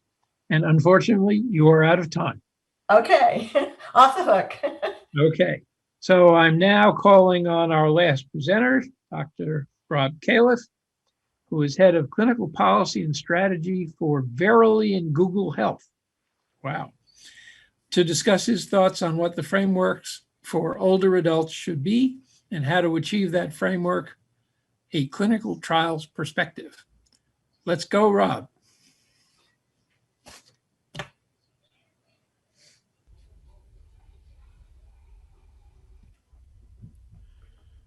always like to start with the mission of the FDA, something I respect quite a bit. And you'll notice it's actually much broader than people think, ensuring safety, efficacy, and security, but also making medical products more effective, safer, and more affordable.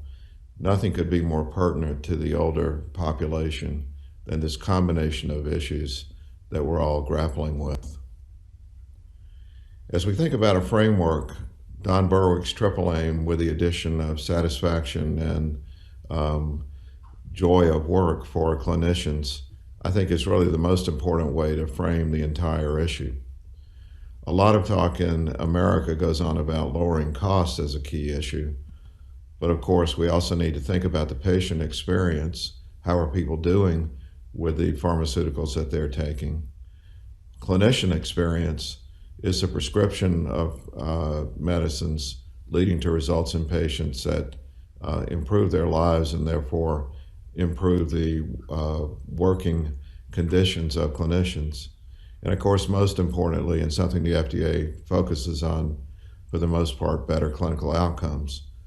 But this entire comprehensive picture is essential as we look at not only the development of new drugs, but their use as they enter the market. Now, how do we go about creating the information that we need to meet FDA's mission? Of course, it has to operate in a set of laws and rules and guidances that help the industry develop its products and the clinical world use those products. But the method that's used, of course, is dominantly the clinical trial. These early translational steps are essential and in many cases involve early human studies. The clinical trials are done, and then out of the results that are most important, clinical practice guidelines are developed that enable clinicians and patients to work together with medications to improve outcomes. The overall result of this evidence generation is reflected perhaps most importantly now in performance measures, which measure the ability of clinicians and health systems to deliver better patient outcomes. But the main point here is that without adequate evidence, without the clinical trials in the first place, the rest of this quality system really can't work.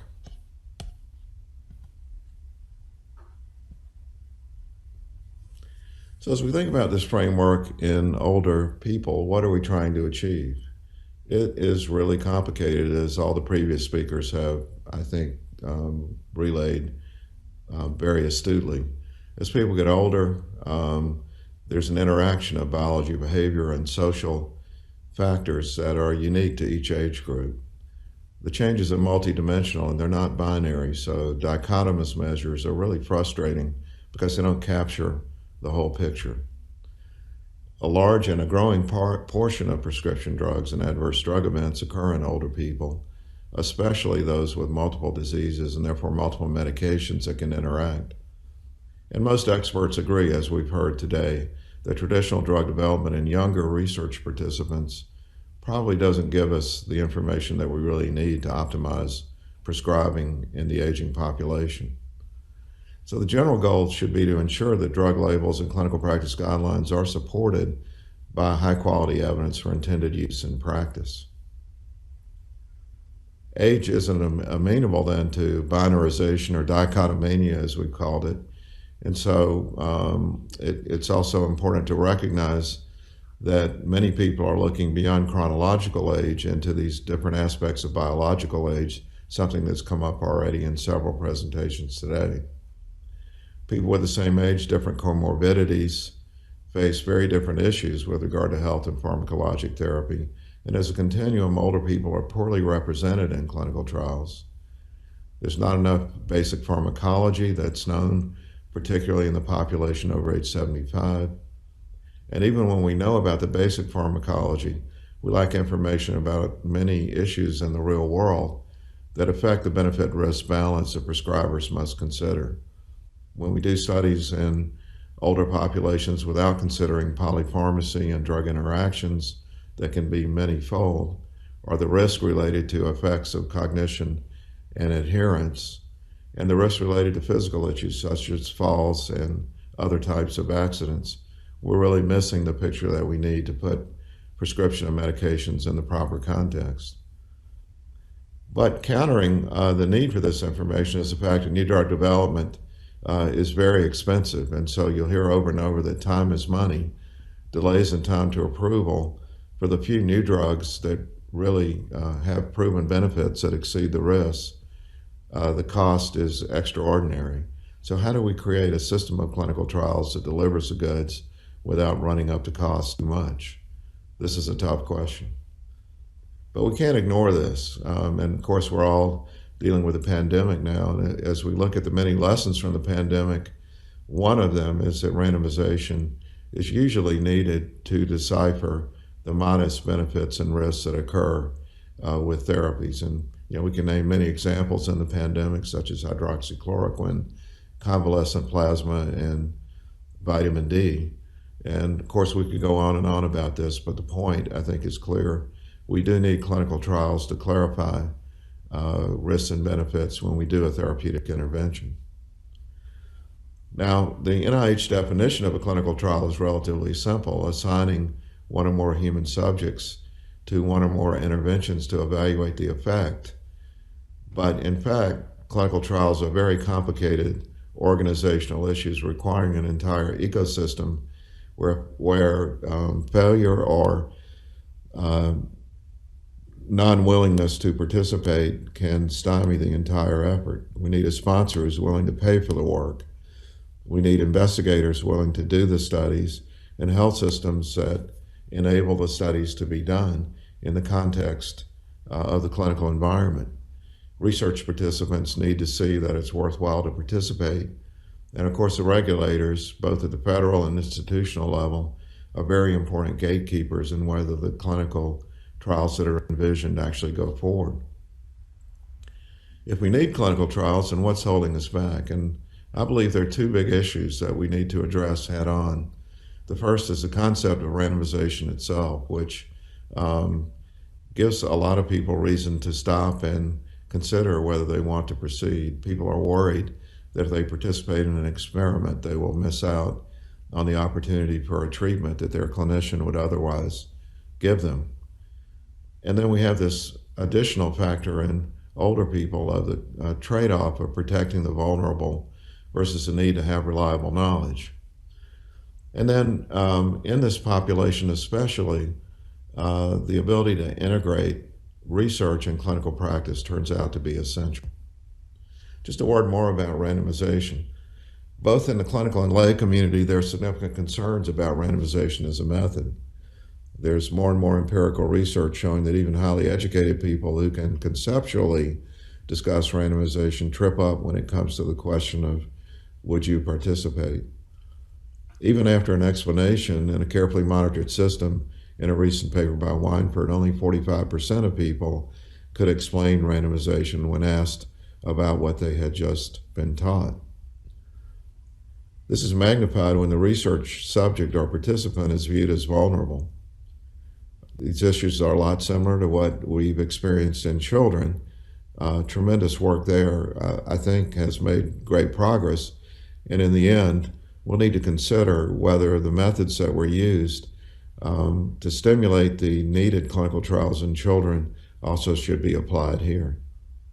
And there are special issues with dependent adults. And I was surprised there are not as many ethics papers as I thought there would be on this topic, but there was a particularly good one back in 2011 that's referenced here about what to do when the person is not fully capable of understanding the issues in play, and there are proxies who need to consider the ethics of participation. Well, what about this integration of research and practice? In general, in the US, clinicians are overwhelmed. The majority of Americans say they participate if their clinician asks. Asking someone to participate, however, engenders a discussion about uncertainty and risk that usually doesn't occur when delivering an unproven treatment in practice. In other words, it's easier for a clinician just to prescribe an unproven treatment than it is to stop, discuss the risks, and ask the person to participate in a trial. And especially clinicians who work with older adults are even more stressed by overwhelming workload and financial pressure. The discussion is likely to go well beyond the individual. Well, there are many advances in clinical trials we could point to. I'm not going to dwell on them, but I just list them here to make the point that clinical trials conceptually are getting better and better, and in individual cases, in fact, are adapting to the environment to get answers more quickly and often at a lower cost. The use of person-centered design, the important advance promulgated by the FDA of quality by design, simplifying when possible, but adding complex information using modern computing like aggregation of electronic health records, adaptive analytical methods, the digital transformation, alternative randomization schemes like cluster randomization or quasi-experimental methods like stepped wedge. Synthetic control groups have a lot of discussion going on in Silicon Valley right now I think this is mostly useful right now for planning clinical trials, but in some situations is obviously useful. And then most importantly, in my view, in the post-market phase, randomization in the real world to produce real-world evidence from real-world data. Clinical trials in older adults might be thought of in three layers. Early in development, we have the PK/PD studies, which have been the dominant source of discussion in this meeting. The pivotal clinical trials, where we really do need to think about requiring at least a consideration, a formal consideration of matching the trial population to the likely patients who will receive the prescriptions. And we should consider special complementary trials for drugs that are likely to have major use, in particular older populations. And then we have the post-market phase, where I believe there's a lot to be gained in new drug development by thinking seriously about what to do in the post-marketing phase and encouraging studies in the real world that sharpen the knowledge about issues like dosing in older people. Well, I think the key issue in PK, PD, and registration trials is what's the appropriate approach to requirements versus guidance in hopes that the guidance will be followed. And I did have numerous interactions in thinking about this talk with leaders in the industry, and this quote particularly stuck out in my mind. When we bring up trials in older age, business people ask about the business case, what's the return on investment? Since the drugs will be prescribed anyway, we don't have a good argument based on net present value. But if FDA told us it's required, we do it.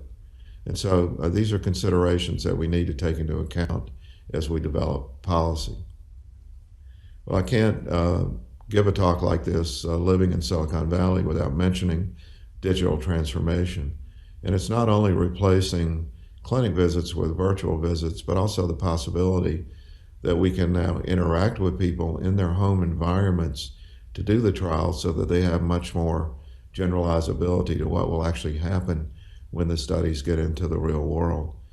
So, and also upscaling the workforce so that more work can be done by people at a lower cost with a lesser level of education and expertise, because virtual methods can be used to connect the workforce to get the expertise when it's needed.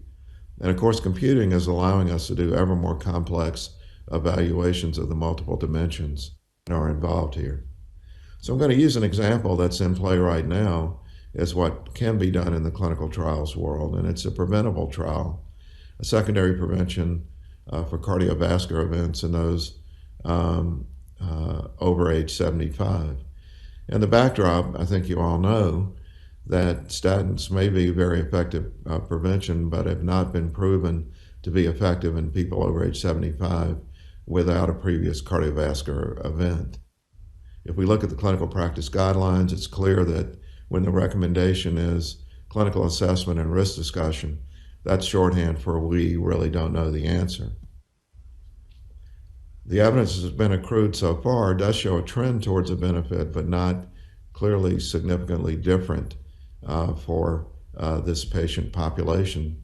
We have equipoise, and equipoise is reflected in clinical practice, both from historical studies and from studies of current populations using aggregations of electronic health records. In the Patient-Centered Outcomes Research Network, I was very involved in this in its origin, so I was really pleased to see this. Using electronic health records, 1,700,000 potential participants could be identified, many of whom had diabetes, and approximately half of those with diabetes were on statins, and only 30% of those without diabetes. So plenty of evidence here for equipoise and the possibility of doing a good clinical trial. Picking an outcome that's important to this population is important, and so a composite of death, dementia, and persistent disability was chosen for this outcome, with secondary outcomes having to do with cardiovascular events and dementia. It's a so-called large sample trial with 20,000 people randomized. We could have a long discussion about whether the dose should be modified And I know Janice Schwartz has argued that it would be better if there were evaluations of dose modifications in the elderly and dosing according to lipid levels. But the group chose a large sample method, and I know it's in a phase right now of developing the trial through a run-in phase, and we'll see how it all comes out. But the schema is relatively straightforward. The eligibility here does exclude people who have dementia, and at some point we are going to have to figure out what to do about this very large population of people who are already plagued with cognitive dysfunction. There are now millions of these people, and they deserve the same considerations for what the best treatments are as those who do not yet have dementia. But you can see these relatively straightforward entry criteria, which are excluding an increasing number of people in the older age population.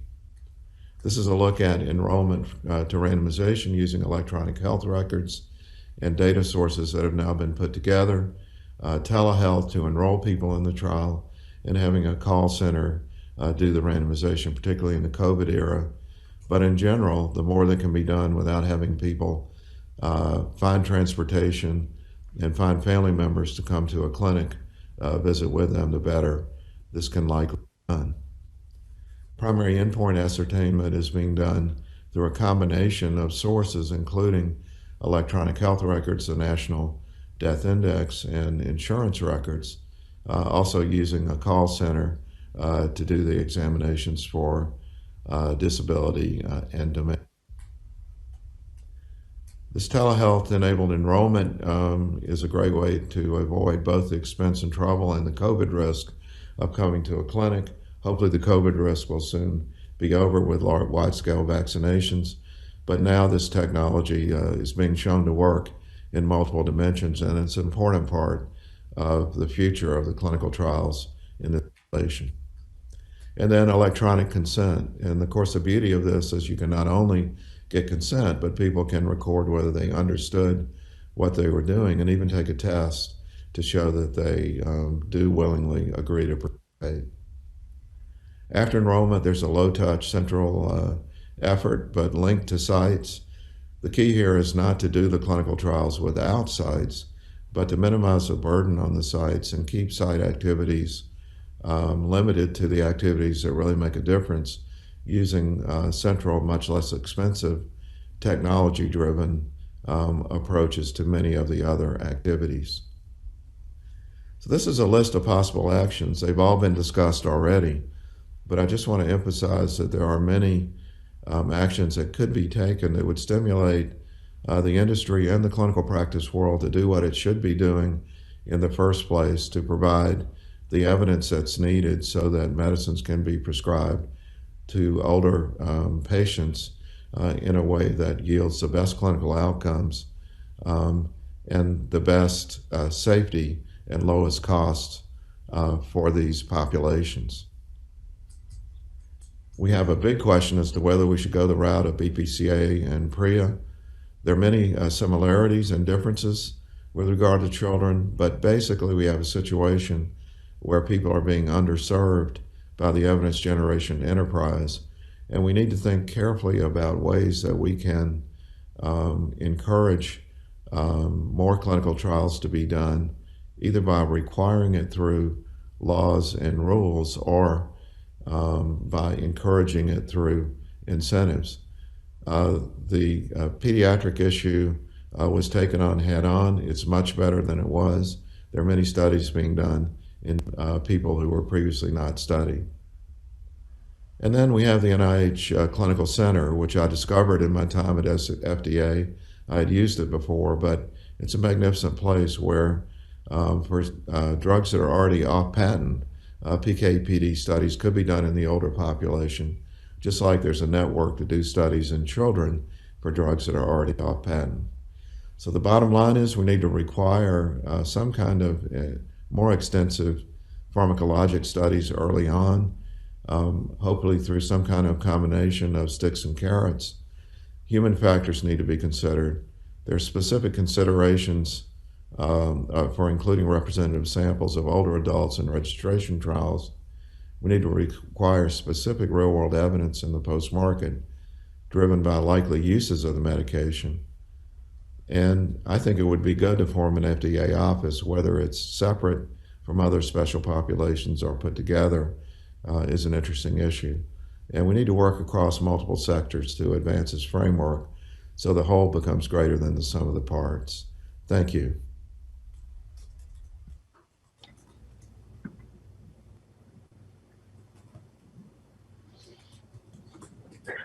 Okay, thanks, Rob.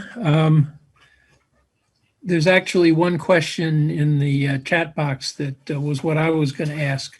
And that is, if you move to more more studies where people don't have to come to the clinic, do you end up having the same problem with exclusion of elderly because they're not able to use smartphones or the internet and things like that? Do you gain from that? Any thoughts?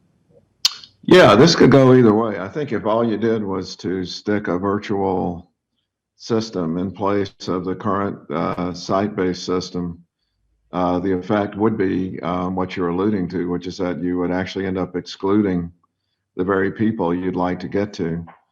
But digital technology enables you to do other things, like have lower less expensive community workers who can go to people's homes and help them interact with the digital technology, because for a lot of people, it's just simply the travel is impossible. But if you can equip a community health worker with digital access and they have an issue that requires escalation, that can be done pretty quickly. So I think this is very analogous to what's happening in clinical care, where I see the same thing.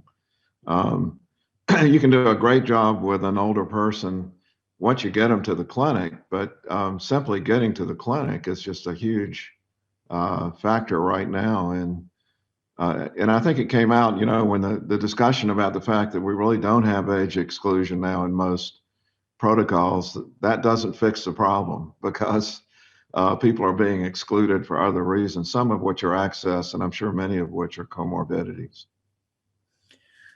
No, that's right. And we'll learn as we try to do it, I imagine. Did I understand you to be proposing that there be additional actual rules, requirements that FDA should promulgate for inclusion? Yeah, let me just say a couple of things about that. I think a vibrant discussion. I thought the discussion on the pediatric issues was right on target for the things to consider. But I think one of the points that was made by my colleague there was that all the ethics in the world didn't fix the problem. It took proactive, and whether it should be reinforcement in the sense of incentives or so-called carrots or sticks, that is saying you got to do it if you're going to sell the drug to these people. And this is where most of the complications are occurring. It would only make sense that you ought to have to study it in whatever a reasonable number of those people are, which I also agree with what the EMA said, that it's very contextual. That is, it needn't necessarily be directly proportional to the population, but it needs to be a carefully thought out evaluation. I just don't know how this will get done without incentives. And lastly, I would just add, and it's interesting, I did 2 takes on this talk. The one that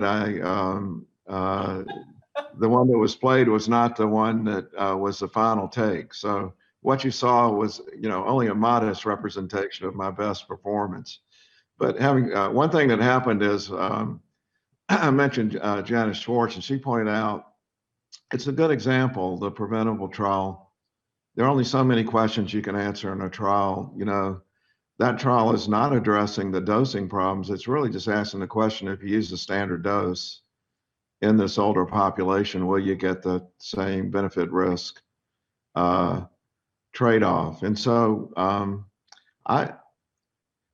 I think it's going to be hard to really get where we want to go unless both the clinical community and the ecosystem, which is why when I talk about, for example, the possibility of an FDA office or some component of the special subgroups, groups that already exist within the FDA, it really needs to involve the rest of HHS. You need the NIH behind this, and you need CMS, which is dealing with this population, behind it.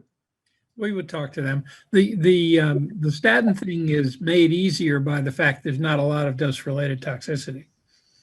If there were, you'd have a problem.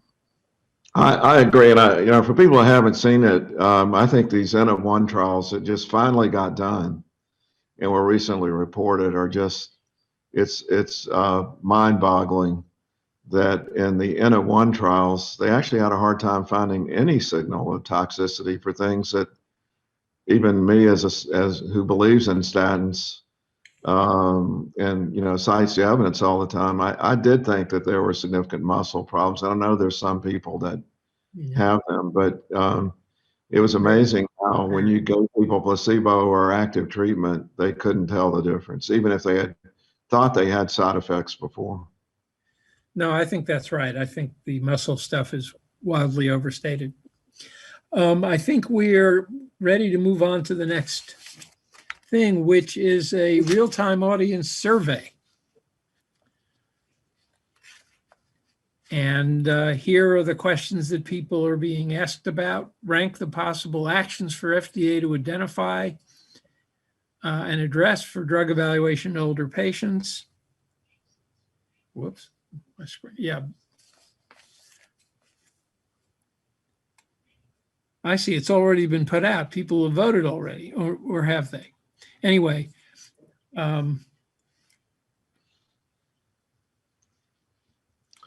so are these the questions? They're not the questions on my list. Anyway, develop a public education campaign about the importance of engagement. Form an interagency working group. Form an FDA group to assess the current performance. Advocate legislation for older adults like the BPCA and the PREA, or create new rules and older adult specific guidances for enrollment. So I'm not sure what I'm looking at here. Is this the preliminary vote? Yeah, Bob, I think the questions were modified, which is what you have, but they're not showing. This is the old edition. I think that's what it is. Okay. I think this is the first poll that's showing. You think those are the votes? Those are the first poll from the morning session. At least that's what I was seeing on my screen. I see.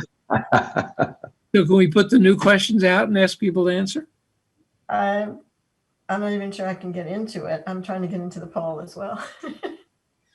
Well, the directions would be good, yes. My first one, I can read them. Form an FDA group to assess current performance, enrollment, PK, and safety assessment, and develop an action plan. Form an interagency working group to fill data gaps, disease, syndrome, prevalence, etc. Create new rules and older adult specific guidances for enrollment, safety evaluation, patient-centric endpoints, and PK/PD. Advocate legislation for older adults like BPCA and PREA, and develop a public education campaign about the importance of engagement in the development of new therapies for older adults. Oh, there you go. I see it. So people get to vote. I don't see it on my screen. Can we see the Oh, I see. It's number of the poll? It's on my screen. It's not on mine. I don't know why that would be.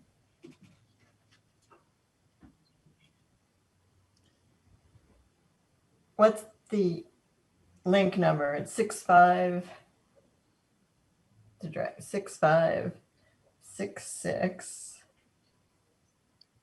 No, that's the old one. That's not the new one. But the link should be the same, right? Yeah, people are voting here. You can see it changing.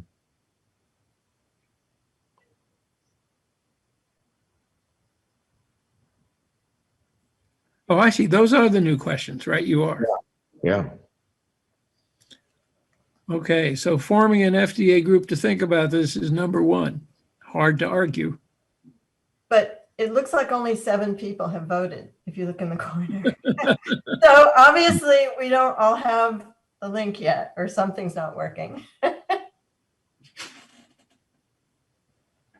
Hi, Dr. Temple. We need a few minutes for people to vote. Okay. It's all right with me. Hi, everyone. You can go to menti.com and use the code 6566-7251 when you go to menti.com to complete the poll.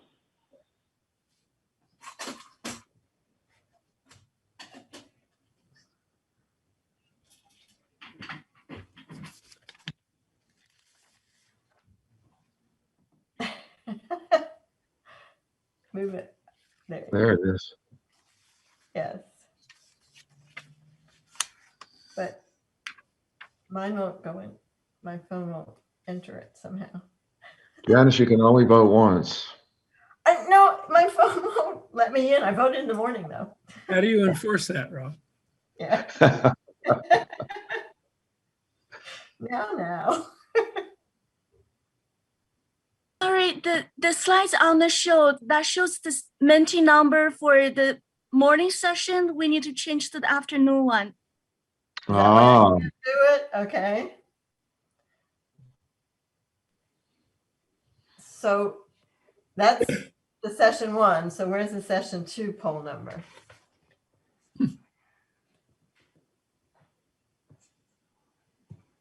Daphne says it should be the same code. Yeah, it will ask for answering the question 1 again, but you can skip it and then it will give you the question for the afternoon sessions. It's not working on my smartphone. Somehow it's not taking that number.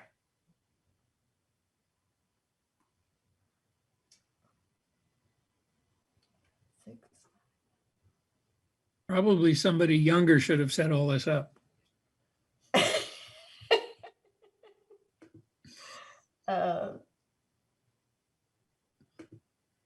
I'm going to join my Safari. We'll do it this way.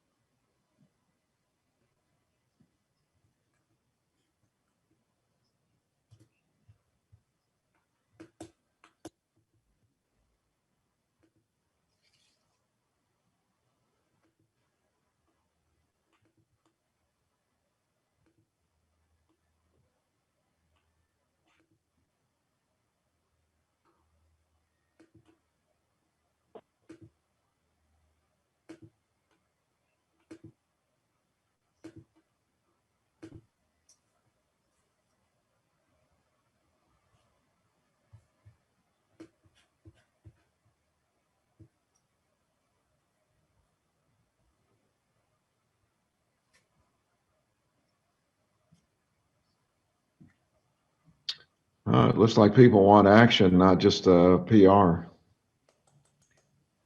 Right. Okay, so what's winning is having an FDA group to think about this stuff and then working closely with other agencies, NIH, et cetera, to figure out what the needs are. Those are not in conflict, and one could certainly think about both. Less exciting, or fewer votes go to new rules and need for legislation. And there's only marginal enthusiasm about a public education campaign. And in some sense, the top 2 would be accompanied by education about the needs anyway. So have we had enough time for this, you think?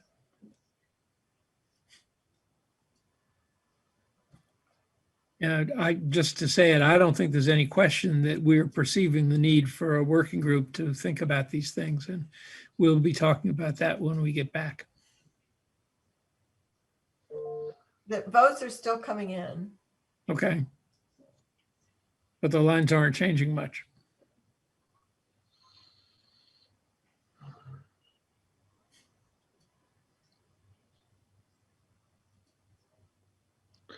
Looks like no one is stuffing the ballot box here. It looks pretty good. So Daphne says we can poll for one more minute and then move to the panel. There's some write-in questions too. The opportunity on the poll to write something in.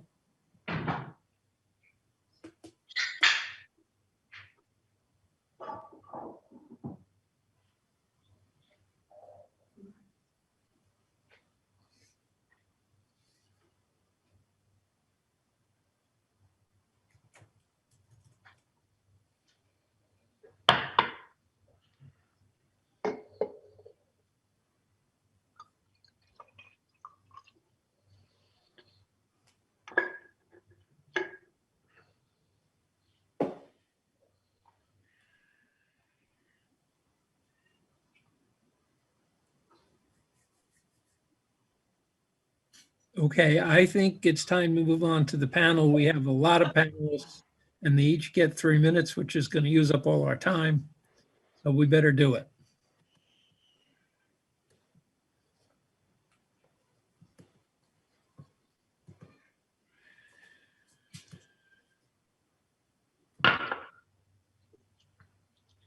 Okay, the panel. Just to make a few introductions, you already know about our presenters, Doctors Matabushi, Burkhardt, Schwartz, and Califf.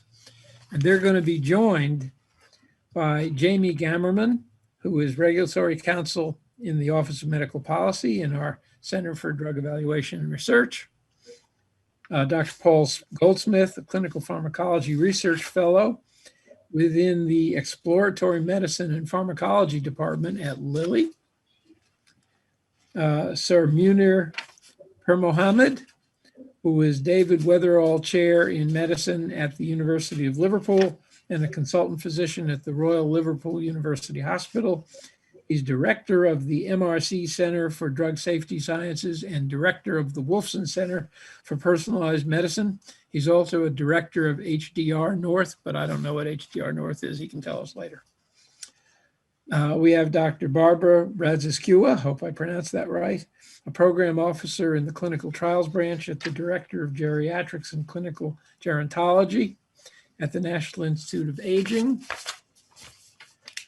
Dr. Piet van der Graaf, Senior Vice President of Quantitative Systems Pharmacology at Centara and Professor of Systems Pharmacology at Leiden University.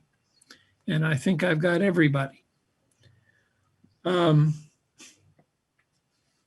So we're supposed to start by giving the panelists that did not provide a presentation 2 to 3 minutes each to respond and give their comments on the first question.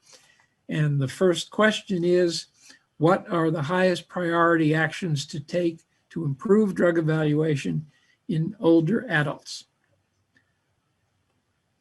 So after this initial opening, we'll go to some specific questions that are targeted toward everybody. So let's say Dr. Gammerman first. Hi, Dr. Temple. Thank you all for having me here today. For me, I think we really need to work on reducing the burden for older adults. It's been, as it has been mentioned a lot today, it's really challenging for older adults to participate in these clinical trials, whether it's frequent site visits, just fatigue with participating in the medical system. FDA issued a guidance last year on enhancing the diversity of clinical trial populations. And while it wasn't focused on older adults, a lot of the recommendations in the guidance could apply to older adults. Some of the recommendations included less frequent trial visits, decentralized clinical trials, digital health technologies, things of that nature, just to reduce the burden on clinical trial participants. while bearing in mind, I heard the concern brought up during the last discussion about older adults maybe struggling with technology. So we need to bear that in mind and provide mobile health professionals to help reduce the burden. And that would include phlebotomists and nurses that could visit older adults in the home to help reduce the frequency of site visits. So yeah, I mean, from my perspective, it's just reducing this burden to allow more older adults to be able to participate in clinical trials. Thanks. And it certainly does sound like we're getting a lot more experience in decentralized trials than we had before. Yes. Okay, Dr. Paul Goldsmith, please. Thanks very much. I was asked to put an industry perspective onto this as I'm representing Lilly and the part of the consortium. The thing that comes across quite clearly is that within industry, we don't really have a mindset to take on the elderly population from right at the beginning of the clinical development paradigm. And understanding the prevalence and the detail within the elderly population that we need to study in later pivotal trials is not always fully understood in very early clinical development studies.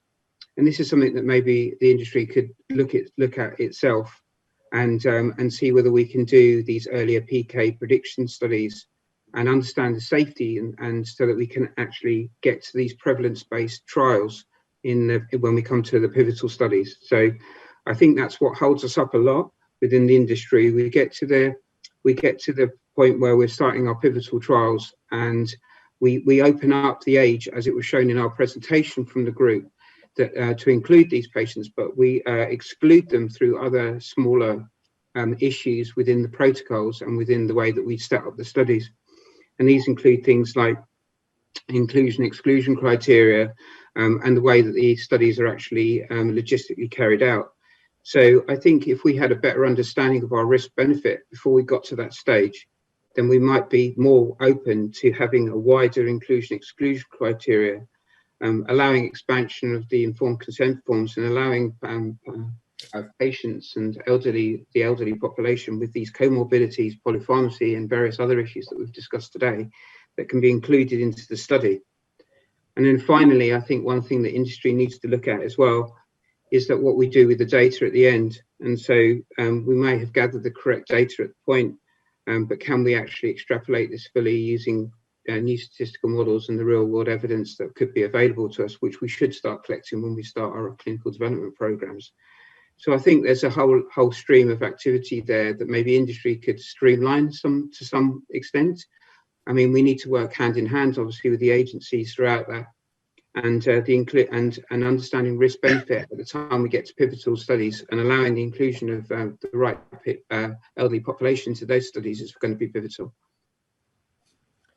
Thanks. It seems perfectly clear that getting rid of the reluctance to include people on other drugs with other diseases has to be overcome, or you're not going to get anywhere. Okay, thanks. Sir Per Mohammed. Thank you very much. Can you hear me okay? Yep. Great. Thank you for the invitation. Great pleasure to be here. So I'm going to focus in on that same theme, I'm afraid. I feel that one of the major barriers to inclusion of the elderly in trials are the very strict inclusion-exclusion criteria. Age may not be an exclusion criteria, but there are other exclusion criteria which act as proxy for age. Those are comorbidities and certain medicines. And if you are on a certain number of medicines and so on, you're certainly excluded. The patients I see in my clinical practice are often above the age of 65, often got 3 diseases and are on 10 drugs and so on. And typically, those will often be excluded.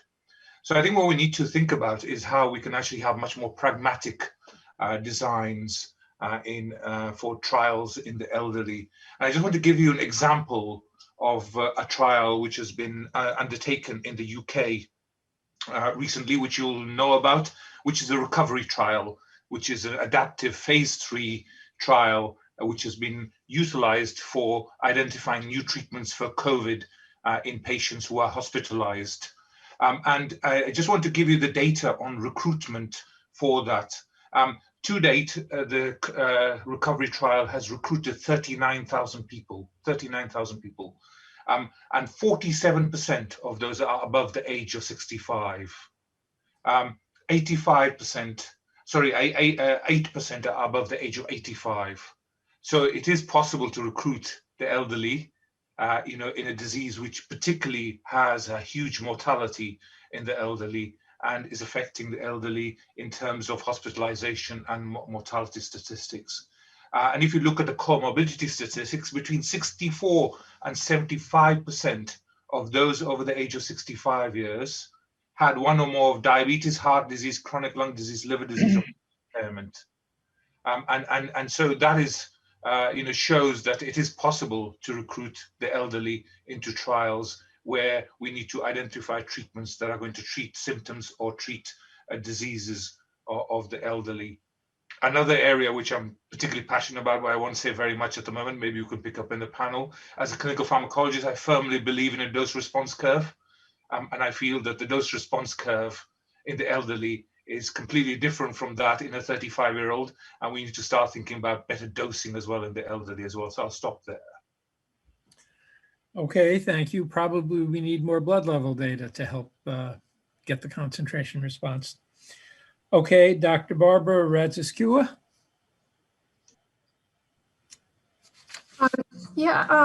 So I would like to recommend sort of three categories of high priority actions. And they are very much consistent with what other speakers discussed. Number one, I think it would be good to create some sort of working group, interagency or multi-stakeholder working group to compile and disseminate evidence-based tools and training resources and consultation services on best practices in recruitment of older adults in clinical trials. So this is based on a premise that investigators would be motivated either through sticks or carrots, and they will want to do it. It's very hard to, as everybody knows, to include older people, especially people with comorbidities and frailty and so on. So I think we should capitalize on the outcomes of several NIH-funded initiatives and as well as investigator-initiated studies. And the results of these studies, as a result of these studies, we have accumulated a lot of knowledge in this area that is really ready for dissemination across different biomedical research communities. For example, we already have accumulated substantial knowledge base on the nature of the barriers to inclusion of older adults in clinical trials, how to anticipate them, and what are the best strategies for overcoming these barriers. And some studies have already started utilizing these consultation services. Dr. Khalif talked about preventable trial, and this is a good example. So this trial has engaged the services of the Vanderbilt University-based Recruitment Innovation Center. This center is part of the Trial Innovation Network, which is funded by the National Center for Advancing Translational Science, or NCATS. And another area, high priority area that I would like to recommend is, it refers to Dr. Schwartz's remarks about the need to recruit representative samples in clinical trials. I think we need some sort of initiative to compile existing data sets that contain data obtained from representative samples of older adults on the prevalence of various health conditions, as well as we need to identify gaps in this type of data and make recommendations on how to develop new data sets. And finally, I think along the lines of what Dr. Sereta from EMA talked about, I think there is a need for further collaboration between, let's say, FDA and NIA and and the industry and other groups to continue exploration of data that could be collected at the baseline to characterize the study population and clinical trials so that we can do stratified analysis to inform the scientists working in this field, as well as to include information maybe in the package insert to inform clinicians about the characteristics of the study participants. That's all. Thank you. Okay, thank you. And now Dr. Van der Graaf.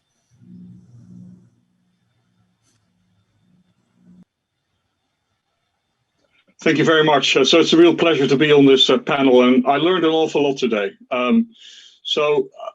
I mean, a lot has been said, and I don't want to repeat what the previous speakers and panelists and the audience have already said. But to me, there's probably three areas. Policy, which I leave to others. That's not really my area of expertise. Science, but also mindset, I think. I think that was mentioned earlier by Paul Goldsmith. So, for example, a couple of years ago, I was involved in organizing the annual meeting for the American Society of Clinical Pharmacology and Therapeutics. And we were specifically interested in symposia proposals around special populations.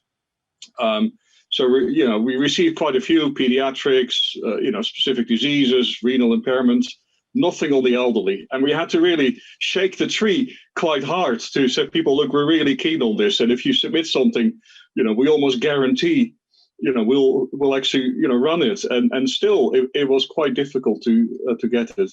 By the way, the fact we call elderly a special population is quite odd, of course, because typically we use that for kind of rare, kind of niche groups. And obviously, that's not at all the case. So maybe, that's not the right term. Given my role in CPT, clinical pharmacology and therapeutics, I kind of looked at how well we've done over the last 2 years. And it wasn't too bad, actually. I think we published some 10, maybe 15 papers focused on elderly pharmacokinetics dynamics. So, I think that's certainly something. And the paper a year ago by Dr. Lau, who's obviously organizing this symposium with the title Geriatrics 2030, I think is certainly worth a read. So I mentioned policy and science, and maybe just one example in science in an area, where I think we can make a huge amount of progress is in actually predicting pharmacokinetics in elderly. I think there was some debate earlier where some people said that was really difficult, and others said, well, actually, we can do it. And particularly using physiologically based pharmacokinetics or PBPK model, I think it's really low-hanging fruit. That's a model, method that has been used very successfully in other specific or special populations like pediatrics. And I think the principles are all there. It's already been used, successfully, but I think we can do a lot more. But a lot of it depends on having kind of data on physiology and liver enzyme expressions in the elderly. That is often still lacking, but I see that as really low-hanging fruit where we can make a lot of progress. Thanks. If you want PK in the elderly, you can't just pick a population of old people, can you? Because it won't account for all the millions of other drugs they're on. Don't you somehow have to do it in real world? Sorry, that for me? Yeah, well. Absolutely. Yeah, so I'm not saying it's the only solution. And obviously, like everything, I think there's a combination of approaches you would like to use. But I think there's already very strong, case studies out there where people have been very successful in using such modeling approaches to predict. Very recent paper came out this month actually from the University of Vienna, who compared drug-drug interactions using modeling and simulation in the kind of younger and elderly population using some 50 case studies. And I think their conclusion was that in general there appears to be very little difference in terms of DDIs so that clearly kind of is very important information, and particularly in the context of the polypharmacy issue. Okay, it was making me inclined to think that that population PK was a good place to start on this. Okay, do any of the speakers have any desire to say anything about what the highest priority actors are, actions should be? Raj, Gil, Janice, Rob, any of you want to speak to that, or should we go to the targeted questions? Well, I would just comment that the pediatric group that we have at the FDA has been very successful. We have the Office of Pediatric Therapeutics in the Commissioner's Office. We have Lynn Yao and the Division of Pediatric Maternal Health and OND, and our pediatric group in the Office of Clinical Pharmacology. And the three groups have worked very well together and on different goals. And so if there was a similar group, for older patients, then certainly I have to think that they would be successful too. Okay, good. Anyone else? Rob? I agree. Let's get to the specific questions. Okay, anybody else? No? All right. The If question. I may just briefly, and according to this line from Pete van der Graaf, I think if we can develop something like an extrapolation framework similar to what we have in the pediatrics, that would be really helpful. That would help to close the gaps which we might have by also a little not incomplete recruiting. Can you explain a little more about what that would be? I mean, we're talking about extrapolation without getting new data. Well, there may be too few data, but we had a discussion about whether 5% compared to the target population, which is 10 to 15%, is sufficient. And there I would say a chance with extrapolation to close the gap and say, okay, we have enough to predict what will happen in these older than 85. Yeah. Okay. That's what I mean. So it's using something better, something less than the entire irrelevant population. That's certainly, exactly. That's something Janice may want to talk about. And you don't really need to have a complete representation in order to have enough data to analyze. That's certainly true. Okay, so the questions I have listed here, not written by me, but I'm glad to present them. The first is for Paul Goldsmith, which is, what is industry's role in filling the gaps we have? What should they be doing differently? I guess I'm also interested in whether they need to be ordered to do this or whether they can form a group internally there to think about what they should do. Just some comments on that. Yeah, thanks very much. Obviously, it's a big open question. I mean, I did touch on it a little bit earlier, but I think one of the main things that industry is possibly guilty of is that we don't generate enough data in early development, in early clinical development, so that we can then do either the extrapolation or allow for a prevalence-based recruitment into the pivotal studies. So an early assessment of the risk benefit, so dose ranging studies and early PK studies, so PK-PD relationships, aren't necessarily thought of in early development because there's always the rush to try and find the correct dose for the median population rather than looking for the different groups. And that's something maybe we could be encouraged to do, through guidance documents. I wouldn't say that this industry is not asking for punitive measures. We do understand that there is a market at the end of the day. We're commercial institutions, and if our main patient population is going to be in that group, then we need to understand that. As you saw from our presentation earlier, there isn't a barrier to age in the pivotal studies. I think the barrier comes from the fact that there's a fear of the risk benefit in those pivotal studies for some of those groups. So we allow the age to be open, but sometimes we don't allow them by the inclusion exclusion to come into those studies.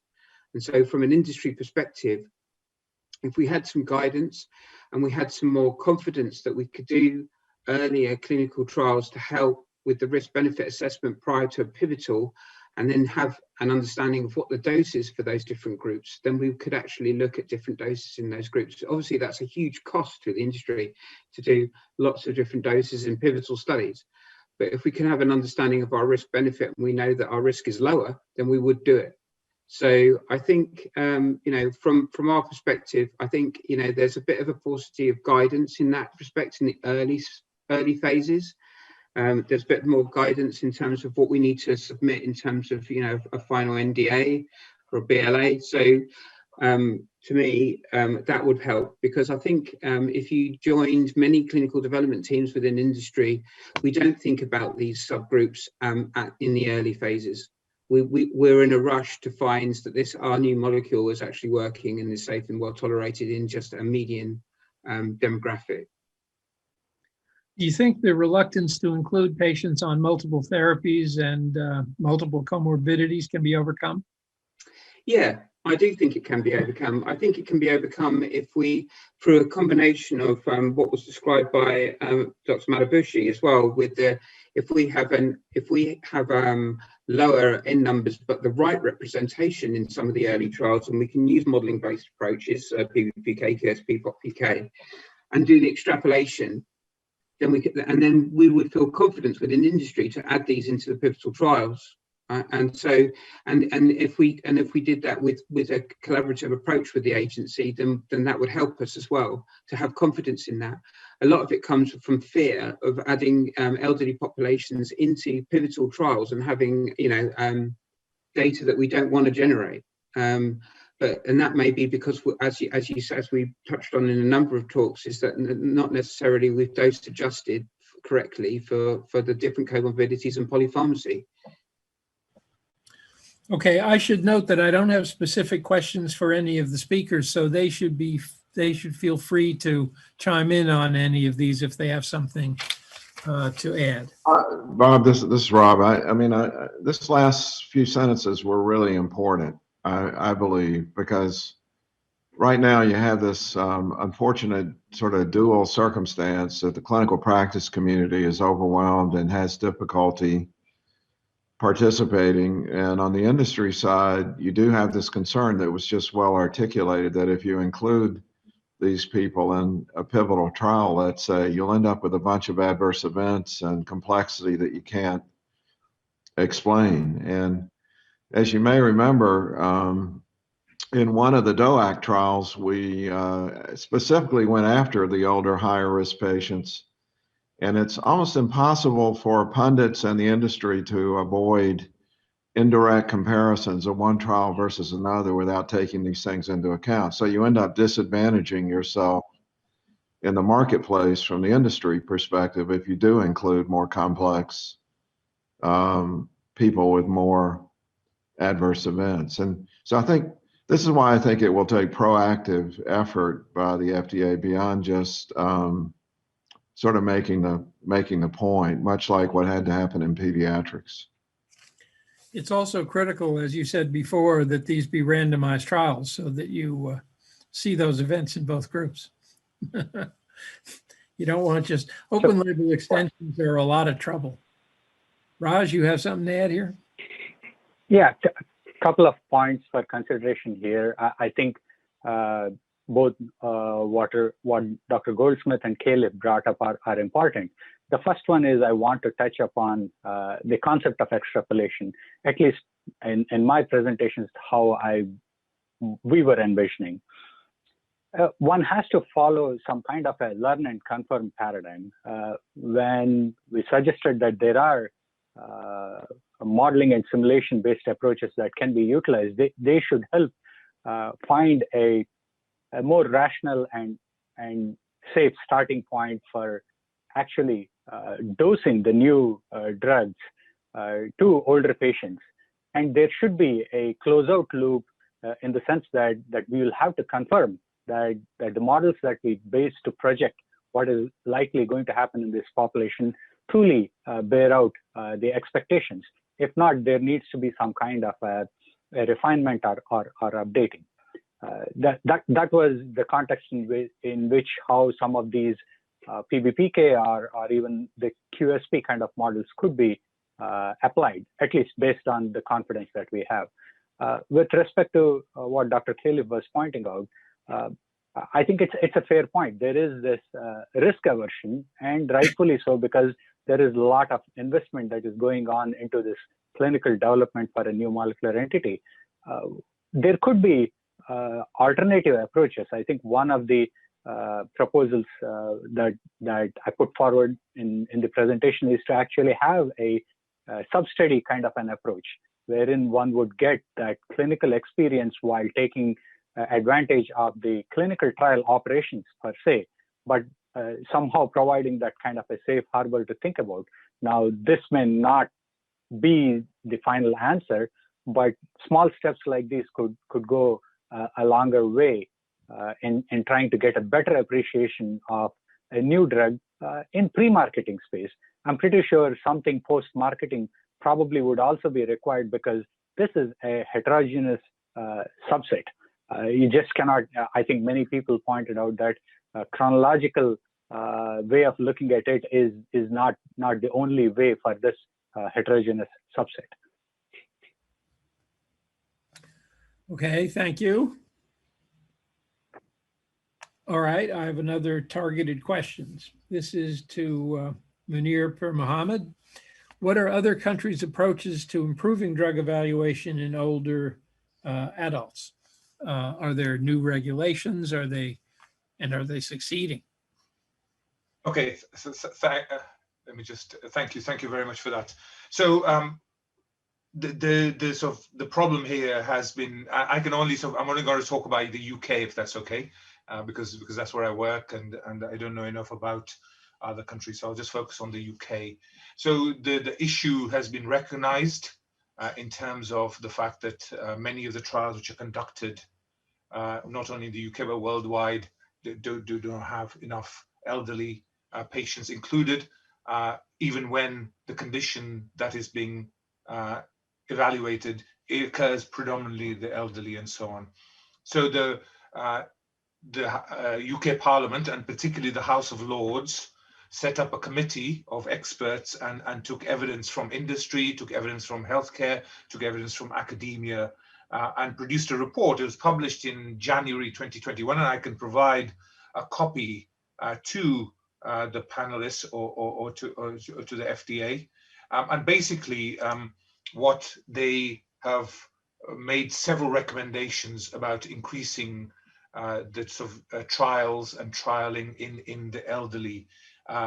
First of all, was that they've asked, and one of the recommendations is to the regulatory agency in the UK, the Medicines Healthcare Products Regulatory Agency, that there should be greater willingness to approve trials which target multiple conditions. So at the moment, we often focus on one condition, but can we actually start thinking about novel trial designs which actually are targeting multiple conditions and so on? And they were particularly also, as part of that, they were talking about healthy aging, and there are drugs which are being evaluated for targeting the aging process itself.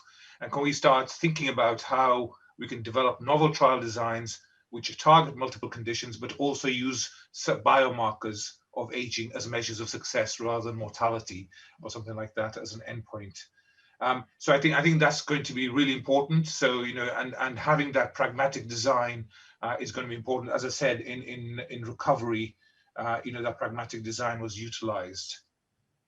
So even when that comes along, I think you need the infrastructure to be able to undertake those trials, and particularly in the elderly, and some of the comments made before, to be able to reduce the burden on the elderly. So the two different things that are happening and are ongoing in the UK is that we have the National Health Service, which is an integrated care system. Recovery would not have succeeded unless it was being done in an integrated healthcare system where all the hospitals, etc., were working together in order to be able to do that. As part of that, there is a network of researchers, research nurses, etc., who can actually allow that recruitment of individuals. So having a trial platform which is pragmatic together with a workforce that allows us to be able to recruit will enable, through legislation, regulation, this kind of things that the House of Lords was asking the regulatory agency to do, to be able to make sure that we start thinking about in the future working with academia, working with pharmaceutical industry to make sure that we actually recruit elderly into trials. The other aspect that we are sort of focusing on more and more is to undertake digi-trials. That means that while you're in hospital, you may be included in a particular trial. Then what you don't want to do is to bring the 85-year-old frequently every 2 weeks or every 4 weeks for further follow-up visits and so on. And that was already mentioned earlier. And using the IT infrastructure that is present within the National Health Service, which means the integrated system, you can actually track 58 million people in the UK, will allow follow-up in silico through the visits that are made to the primary care doctor, the ambulatory care doctor, rather than having to bring them specifically into hospital and so on, to reduce the burden of visits, to reduce the sort of burden of travel, etc., particularly when you have multiple conditions and you have difficulty in traveling or you don't have transport to be able to travel to hospital and so on, to be able to increase inclusivity. And inclusivity is a critical thing here. And maybe I can just also comment on, this is not being done nationally, but it's a research interest of mine in terms of how we can start thinking about better dosing. And I completely agree about PBPK and extrapolation of dosing, but my worry is the accuracy of some of those, and particularly in the elderly. As I say, in my clinical practice, I often see elderly above the age of 70, on 10 drugs. And when you look at a drug-drug interaction database, what you find is that the drug-drug interaction database will always tell you about binary interaction, one drug interacting with another, the victim and perpetrator drug. But actually what I'm seeing is when you have 10 different drugs that people are taking, that you're getting 3-way, 4-way interactions, which normally would be categorized as being very mild, but actually when you have a 4-way interaction, suddenly that becomes quite serious and leads to adverse events and so on. So we need to think about these models and how we can actually take into account the fact that we are dealing with complexity, change in renal function, reduction in renal function, reduction in hepatic function, reduction in mobility, together with 3- or 4-way interactions which may be occurring in this group of patients, so that we can actually make sure that we think about how we dose better so that we reduce the burden of adverse events and so on. So there are several different elements in there in terms of the way that we're thinking about it. That last point seems especially important. You're right. We only know about drug-drug interactions, meaning 2. Yeah. And I'm seeing 3- to 4-way interactions. But again, the way to do that is to get blood levels in everybody. Absolutely. Yeah. We can look. Okay, Barbara.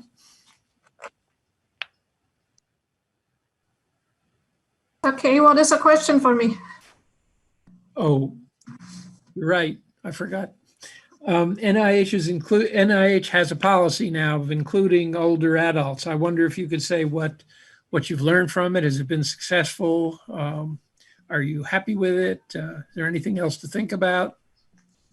Yes, so we have the inclusion across the lifespan policy that has been implemented since January 2019.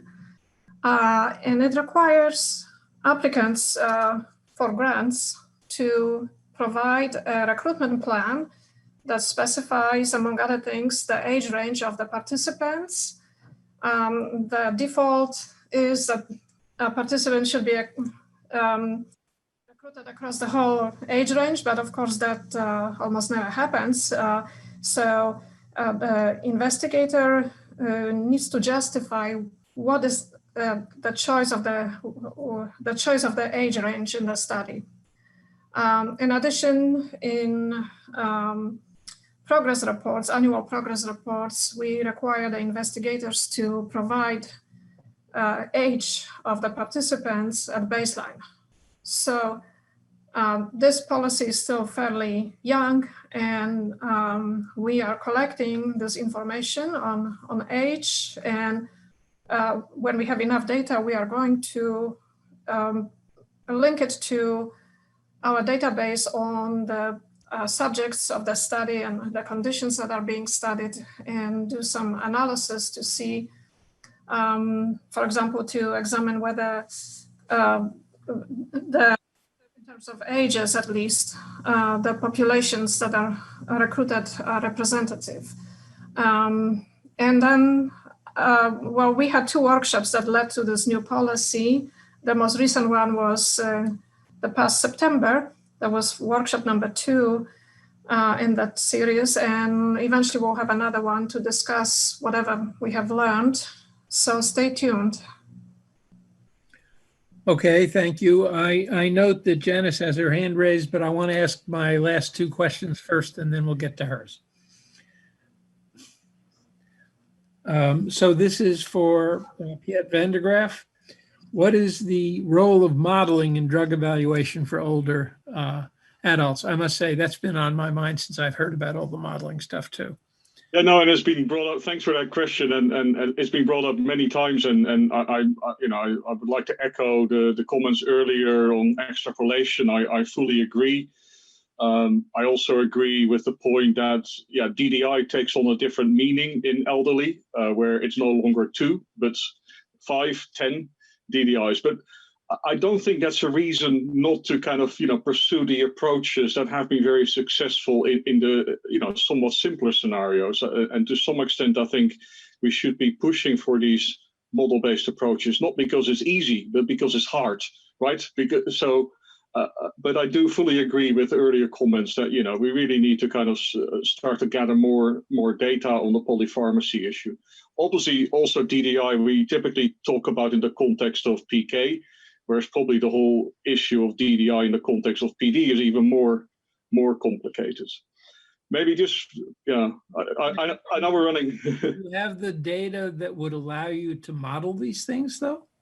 Well, I think so, because a lot of these are bottom-up models where we can use kind of physiological information as our starting point. And there's a lot out. There was just a paper out where we have omics data now of all the major transporters in the blood-brain barrier of healthy people compared to Alzheimer elderly. So there's a lot of this kind of data where we no longer have to guess whether a compound gets better into the brain or not and gets cleared faster. We have a lot of understanding of these processes that we can actually put into models. Just very briefly on your earlier comment on, isn't POP-PK a good starting point? Of course it is, and it's a great tool. But back to your earlier comment, Dr. Temple, that you can't analyze data that you don't have. The issue with POP-PK models is, of course, that you can't really, get any statistical power on the covariates if your study cohort doesn't have the covariates, i.e. the right age. So that's, I think, a real kind of limitation of these approaches, where really a step to more mechanistic models may be the right way forward. Well, you'd have to do it in the elderly population. Okay, Jamie Gammerman, briefly describe the gaps that led to the oncology guidance and how you see this changing the landscape. Will it be applied more generally, in other words? Yeah, sure. So the FDA issued a series of oncology guidances on eligibility for oncology trials around the same time that we issued our Enhancing the Diversity of Clinical Trials guidance. And that guidance, Congress mandated it, but besides that, some of the gaps that we saw were just populations, demographic and non-demographic, being underrepresented in clinical trials, with older adults being one of them. In terms of how that guidance and the oncology guidances could really improve the landscape. Unfortunately, without regulations, there's only so much that FDA can do. The guidance provided a lot of recommendations on reducing the burden for older adults and other populations to improve their participation in clinical trials. One of the complaints we've received is there's no incentive and FDA has no regulatory authority. We do have our drug trial snapshots, which can tell patients exactly the exact breakdown of certain populations that participate in clinical trials, including older adults, 65 and older. But we need more regulations in order to enforce it. So, FDA can make a lot of policy recommendations, and we hope to be able to support industry in that, just making as many recommendations as we can until we get the regulations in place. And we need to make the snapshots give a bigger breakdown of age. Over 65 That too. ain't even close to good enough. Right, it's just 65 and up, so we need We can fix that. exactly. That should be easy. Okay, well, we're at the end of our time, but I've been told we have a couple more minutes. Does anybody want to add anything to the conversation to correct any grossly missed points or whatever they want to say? Bob, this is Rob. Just a quick word about the modeling and extrapolation stuff. I mean, I think we should model and extrapolate the hell out of this data that we have. But I think most of it right now ought to be used to refine and optimize the design of studies that actually validate in the real life human being, in the real life situation, how these come out. And as you pointed out, for the PK part, measuring blood in older people is not too hard to do. And so, so just taking a wild gunshot may not be the right approach, but if you really used your modeling and extrapolation from the modeling optimally, you could develop a lot of hypotheses that are likely to be true and then really refine the way you do things. And because my version 2 didn't get put up, and it's my fault because I had a lot of trouble with the PowerPoint technology since I'm mostly on Google technology now, so I'm not blaming anyone. One thing I did mention in my other talk that I think deserves very special consideration is there are now millions of Americans in nursing homes and other long-term care facilities. They will never leave them. So when it comes to issues of policy about things like drugs, we don't tend to think about them. But in fact, these issues are really important for those people who are in institutions. And technically, the study should be easy to do, but there are these major issues of ethics and experimentation in people who often have major cognitive defects. But if you talk to them and their families, they would like to be considered in all this also, not just the fully cognitively functional or physically functional older adult.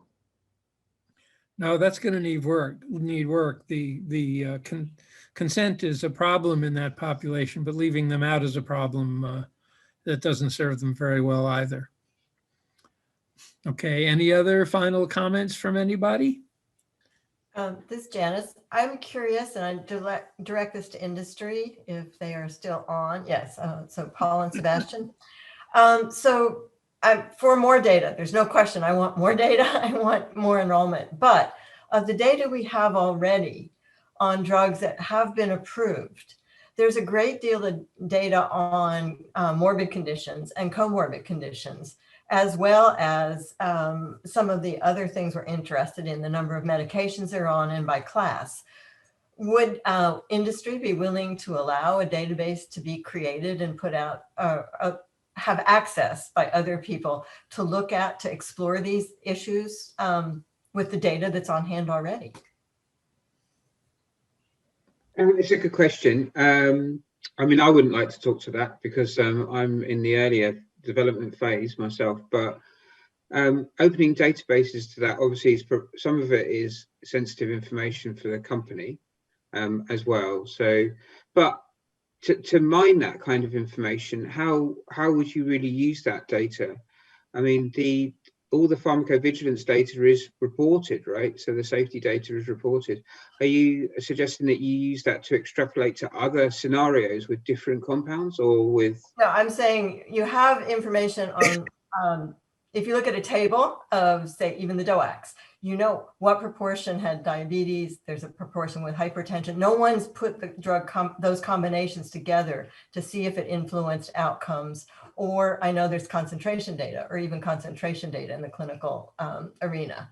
The same with bleeds, co-medications. Did those have an influence? The data, some data are there already. And it seems like if you want to model, you want new data to model from, but we also have some old data we could also use to enhance that or leverage it. Yes, perhaps pooled within the FDA with access restricted and only certain things allowed out, certainly nothing proprietary. But I do know that as a fellow, you can have access to those data when you're there. But then that's one question that someone wants to ask instead of a comprehensive look at the issues we've raised.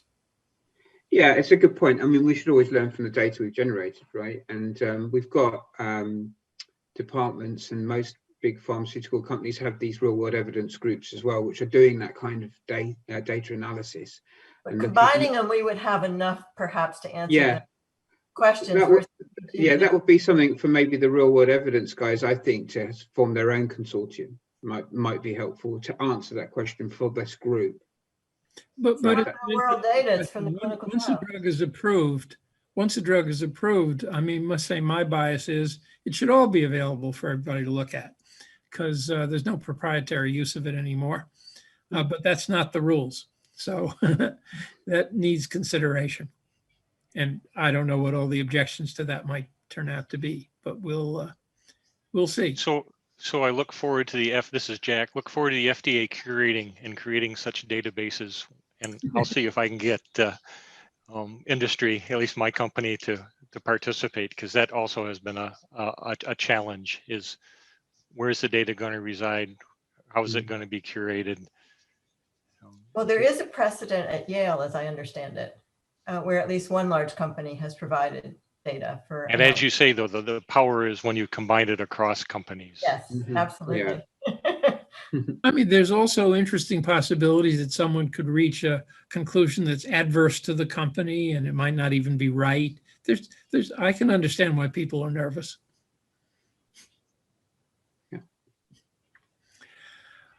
Okay, I think we're at the end. So, Chi, ready to go?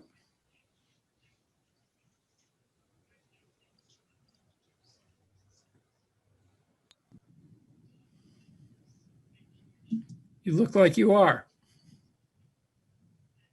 Thank you, Dr. Temple. Good afternoon, everyone. On behalf of the Workshop Planning Committee and Office of Clinical Pharmacology at FDA, I would like to thank all the speakers and panel members for the excellent presentations and productive discussion. This morning, we discussed the gaps in the current drug evaluation in older adults. Dr. Slayton highlighted the importance and urgency of adequate drug evaluation in older adults. She touched upon the important concept of how aging alters pharmacokinetics and pharmacodynamics, and the unknown effect of conditions common in older adults, such as multi-morbidity, polypharmacy, and frailty. She also pointed out that improving medication therapy for older adults is complex and requires a collective effort by stakeholders. Today's workshop is an important step, bringing together stakeholders and focusing on what FDA can do to address this challenge. Dr. Lau presented a history of FDA guidance on drug evaluation in older adults. He also presented a landscape analysis demonstrating that underrepresentation of the very old adults in clinical trials remains a challenge across multiple therapeutic areas. This challenge was highlighted by Dr. Inoue, who discussed the enrollment of older adults in COVID-19 trials. As Dr. Huang mentioned in her opening remarks, the COVID-19 pandemic made us acutely aware of the importance of better evaluation of drugs and vaccines for older adults. I was inspired by Dr. Inoue's closing remark, "Where there's a will, there's a way." I believe we will come out of this pandemic as a stronger community, pay more attention to people in need. It was also great to hear Francisca's talk on the EMA initiatives to improve drug evaluation in older adults, including the EMA reflection paper on pharmaceutical development of medicines for use in older population and the reflection paper on physical frailty. In the afternoon session, we discussed the potential actions to fill the gaps in drug evaluation in older adults going forward. Dr. Temple set the stage by discussing what is needed and what FDA can do. This includes what FDA can require by laws and regulations and what FDA can urge and suggest through guidance and case-by-case recommendations with regard to the need for inclusion of older adults and the relevant subgroup analysis for safety, effectiveness, and PK/PD. We heard many common themes from Dr. Temple, Dr. Madabushi, Dr. Cook, Dr. Hirter, and Dr. Schwartz's presentations. For example, the population enrolled in clinical trials should be representative of the target population, and we should eliminate unnecessary exclusion criteria. Many stated that evaluating the PK in the older population should be the first step, and this is usually not a problem. The real gap is in PD, effectiveness, and safety evaluation, and the impact of factors such as comorbidities, multiple co-medications, and frailty. We also heard that we should apply quantitative clinical pharmacology strategies and real-world evidence to fill information gaps or help design better trials. Dr. Burkhardt shared valuable lessons from the pediatric drug development, including that we need to develop a plan that prioritizes the scientific work to be done. We need to pay attention to what has failed in previous specific patient population studies, and we need to build on what works, especially the rules, guidelines, and guidances that move the field forward, and the continued application of new tools such as model-informed drug development. Dr. Califf's talk put forward a list of possible actions for FDA. Many of them resonate with the previous talks, such as the use of legal requirement to ensure the basic questions are answered prior to marketing approval, balancing the protection of vulnerable population versus participation in research, integrating research in clinical care, taking advantage of digital transformation, and putting special focus on people living in residential care facilities. He also suggested creation of incentives to help industry to take on the added risk and cost, creating an FDA office or working group to work with NIA and CMS on these issues, and creating funding and structure for comorbidity research. The panel discussion provided additional insight on the possible solutions. It was helpful to hear the patient's perspective on the information gaps and the clinical endpoints important to older adults. The experiences with the FDA guidance on inclusion of older adults in cancer clinical trials, and what other countries are doing to improve drug evaluation in older adults. It seems that the word of the day is representativeness or representative patient enrollment. However, more work is needed to define clear criteria of what exactly that means. There were also a lot of discussion on the use of PK/PD data and model-based approaches. This has been a very informative workshop and stimulated a great deal of discussion.